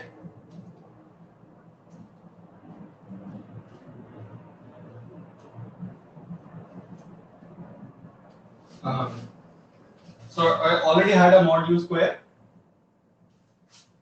and then I had a u, so I multiply by u star, so I'll get mod u to the power of 4.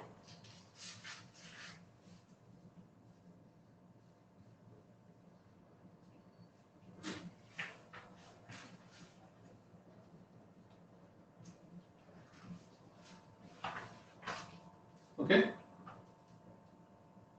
So now here, and typically what is done, I just take this to the other side.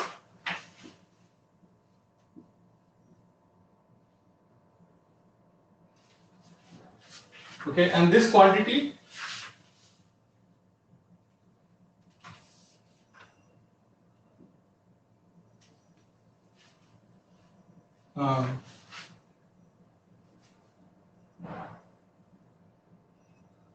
well, I'm jumping one step ahead, but yeah, so I have this, right?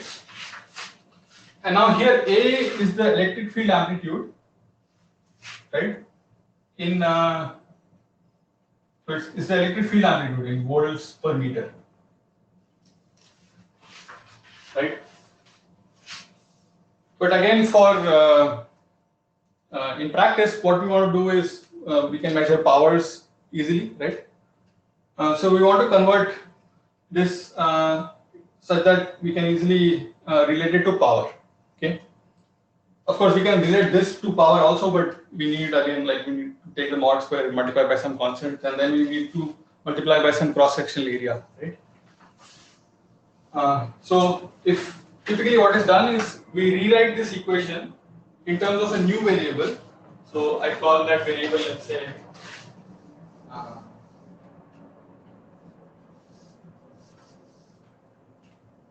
so A prime such that so mod A prime square gives me power, directly gives me power. Okay, so it's just rescaling of the variable here, right? So basically, so A prime now has units of square root of watts, right?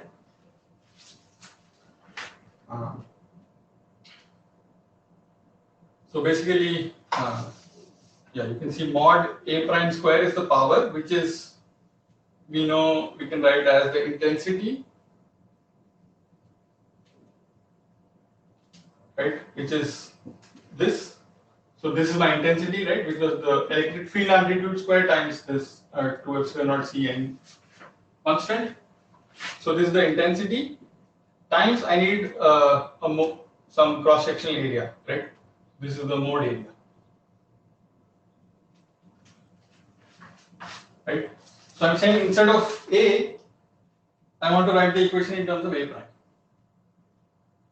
Okay, that's just for convenience, because then we can just take mod A square and that's the power. And we'll see that also get a simplified form of the equation.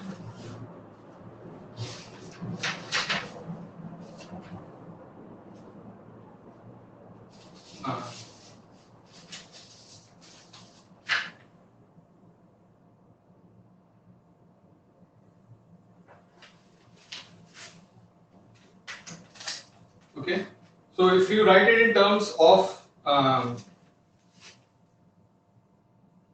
this A prime coordinate, okay,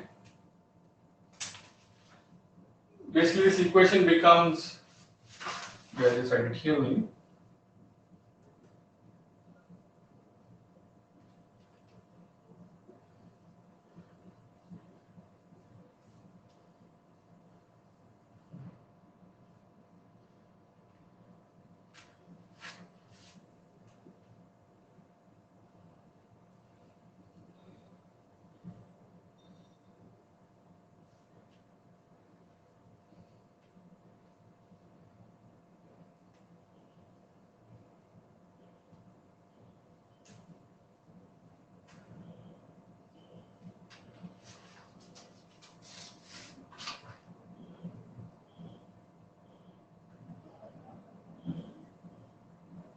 Okay, and this mode area is basically just the integral of the mode profile, right? So AM is just mod of u squared dx dy,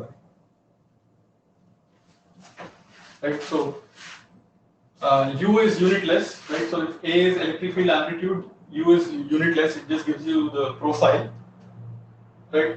So mod u squared dx dy has units of area, right? That's the mode area.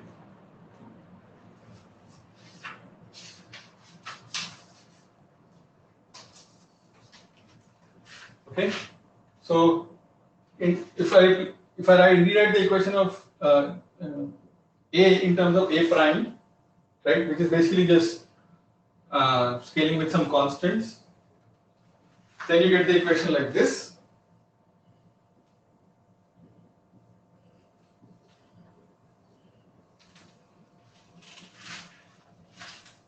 Okay, so again you get dA prime by dz equal to something which has chi3. Then you get mod A prime square A prime, right? Same as what we started for cell phase modulation. It's just that these factors are now different. You now have a factor of this. Okay, so first thing to notice, mod A prime square here is power, right?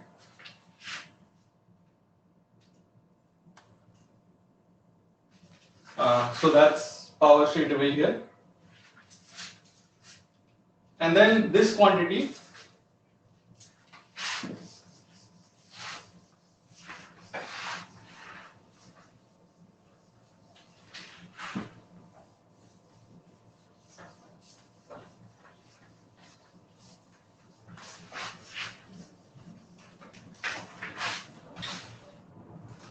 so this quantity here,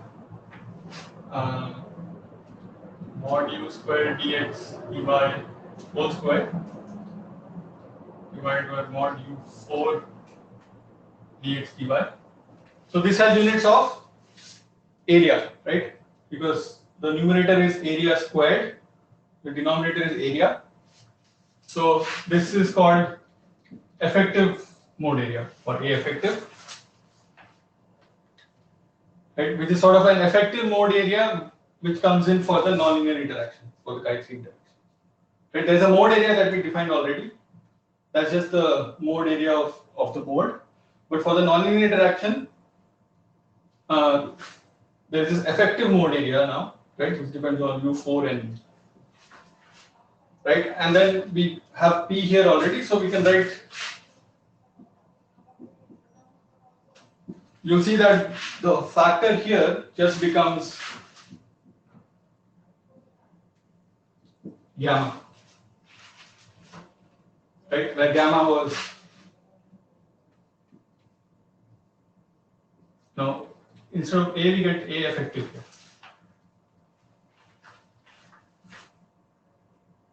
Okay,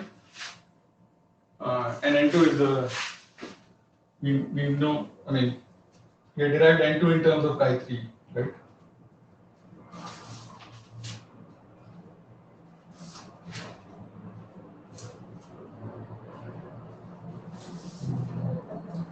That was 3.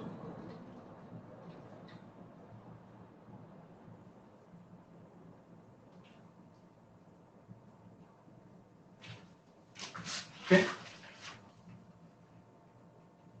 So basically, if I rewrite the amplitude as the square root of the power, then the propagation equation becomes really simple.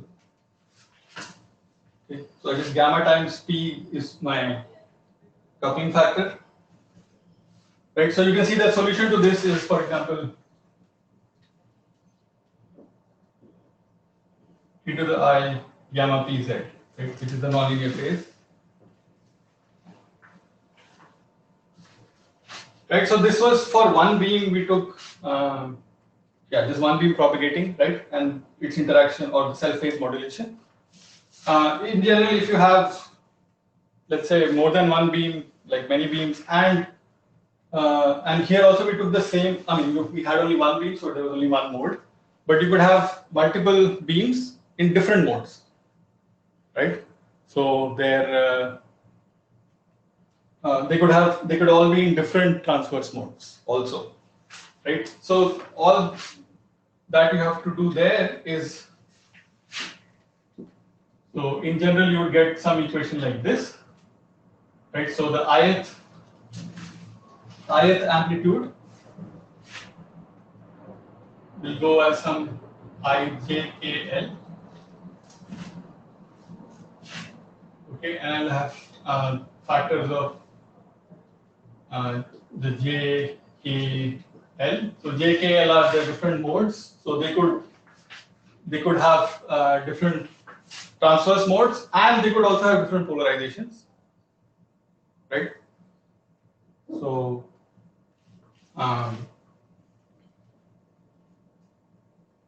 right, so this would be,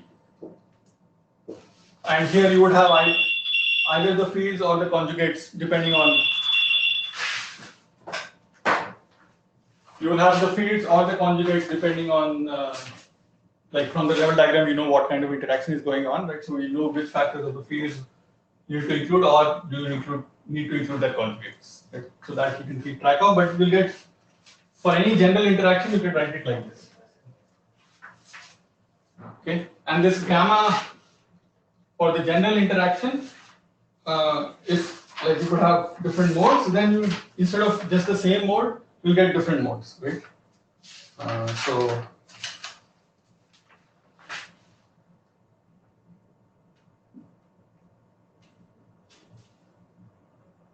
So this will be like, so the gamma, of course, again I can write as some omega over c n2 times A effective, but now my indices IJKL are important, and that A effective IJKL would be something like this. So I here and then UI, UJ, UK. Right? So instead of U to the 4, I could have I, J, K, L if all of them are different. Right? So this is something like some overlap factor between the different modes. Right? So yeah, so that will just modify my A effective and my gamma. Okay, but yeah, most of the times we usually take the same transverse mode because, of course, the overlap is maximized because you have the same mode. Right? But in general, you could have different modes also, and then you have to use, you have to compute the overlap factors basically. Right?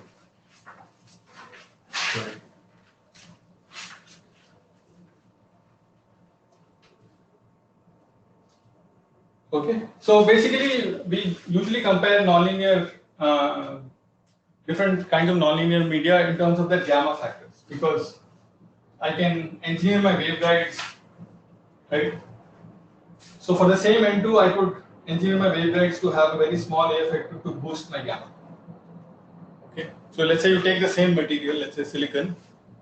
Now I can engineer different types of devices in it and compare the gamma, right? So for the same material system, I want to design something which has large gamma. So typically that involves somehow minimizing this A effect. Okay. So just to give you some idea of some values, so the gamma, so for is like if you take standard single mode fiber, which is used for telecommunications, which is how we are using like the internet now, for example, this. Excuse me, sir. Yeah. So in the expression of gamma, omega is the frequency, right? In the expression of gamma, omega by C N2. Yeah. So if you have different frequencies here, then you just take some average frequency. So okay, then is it wrong to say that gamma is dependent on the wavelength at which we are operating? I mean, in general, for example, you could also get here, for example, like a square root of omega I, omega j, omega k. Right, you'll get something like that. If you explicitly keep all these omegas here. Yeah. So my question is that, is it wrong to say that omega is dependent on the operating wavelength, on the wavelength that we're operating? So let's say we are communicating at 1550. This omega is the frequency, right? That's just 2 pi c over lambda. Yes, yes. So basically, the nonlinear parameter is dependent on the wavelength at which we are operating. Yeah. So if you write it in terms of wavelength, you get something like 2 pi. So omega over c is 2 pi over lambda. Into A. So it's inversely proportional to the wavelength. So here you can see this is some kind of volume, right? Wavelength is length, and then A effective is area. So you're getting some volume in the denominator. So the smaller that is, the larger your gamma for the interaction for a given N2. Okay, sir.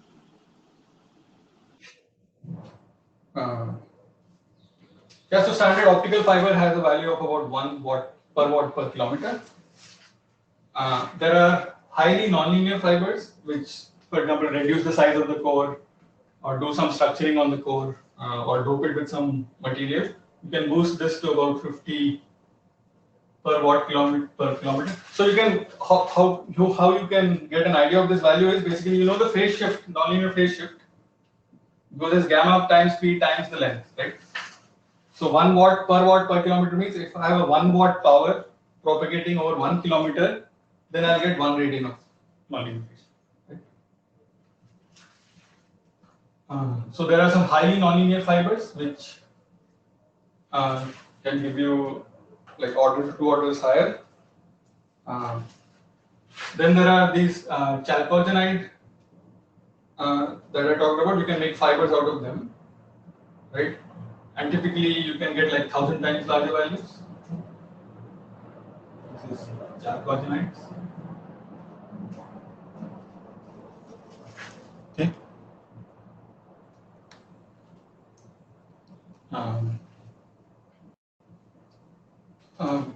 you can really boost up. But so these are all fibers, okay? Which means they look like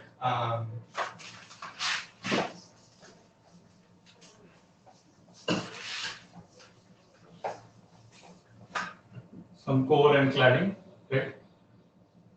And typically the size are much bigger than the wavelength, right? So typically, like your standard fiber, this the core size is about the diameter is I think about 8 micron, right? And it's used for wavelengths like around 1 micron or something. So the fibers typically sizes are very big, right? So these gamma values you get from there.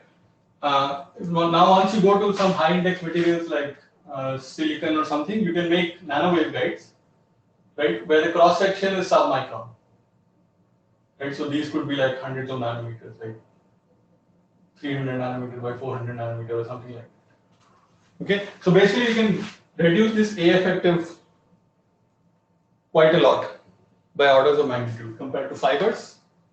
Okay, and basically gamma has A effective in the denominator, so you can really boost.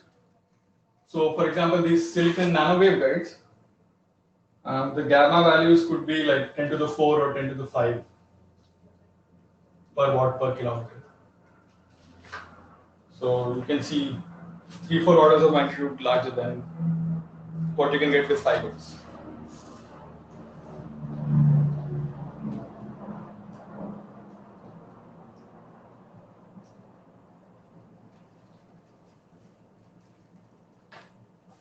Okay. So, yeah.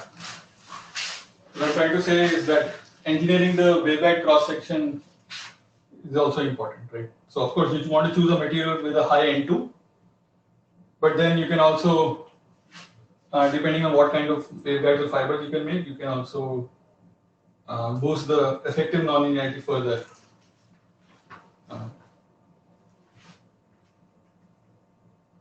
So we'll stop there.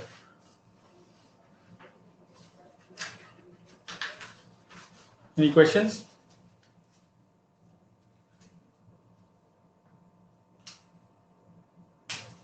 Right, so these very high values you can imagine. So now I can work with very small lengths, like even centimeter, like of the order of centimeter or even millimeters. Right, I could use much lower powers, like milliwatts, and still get significant nonlinear phase shifts.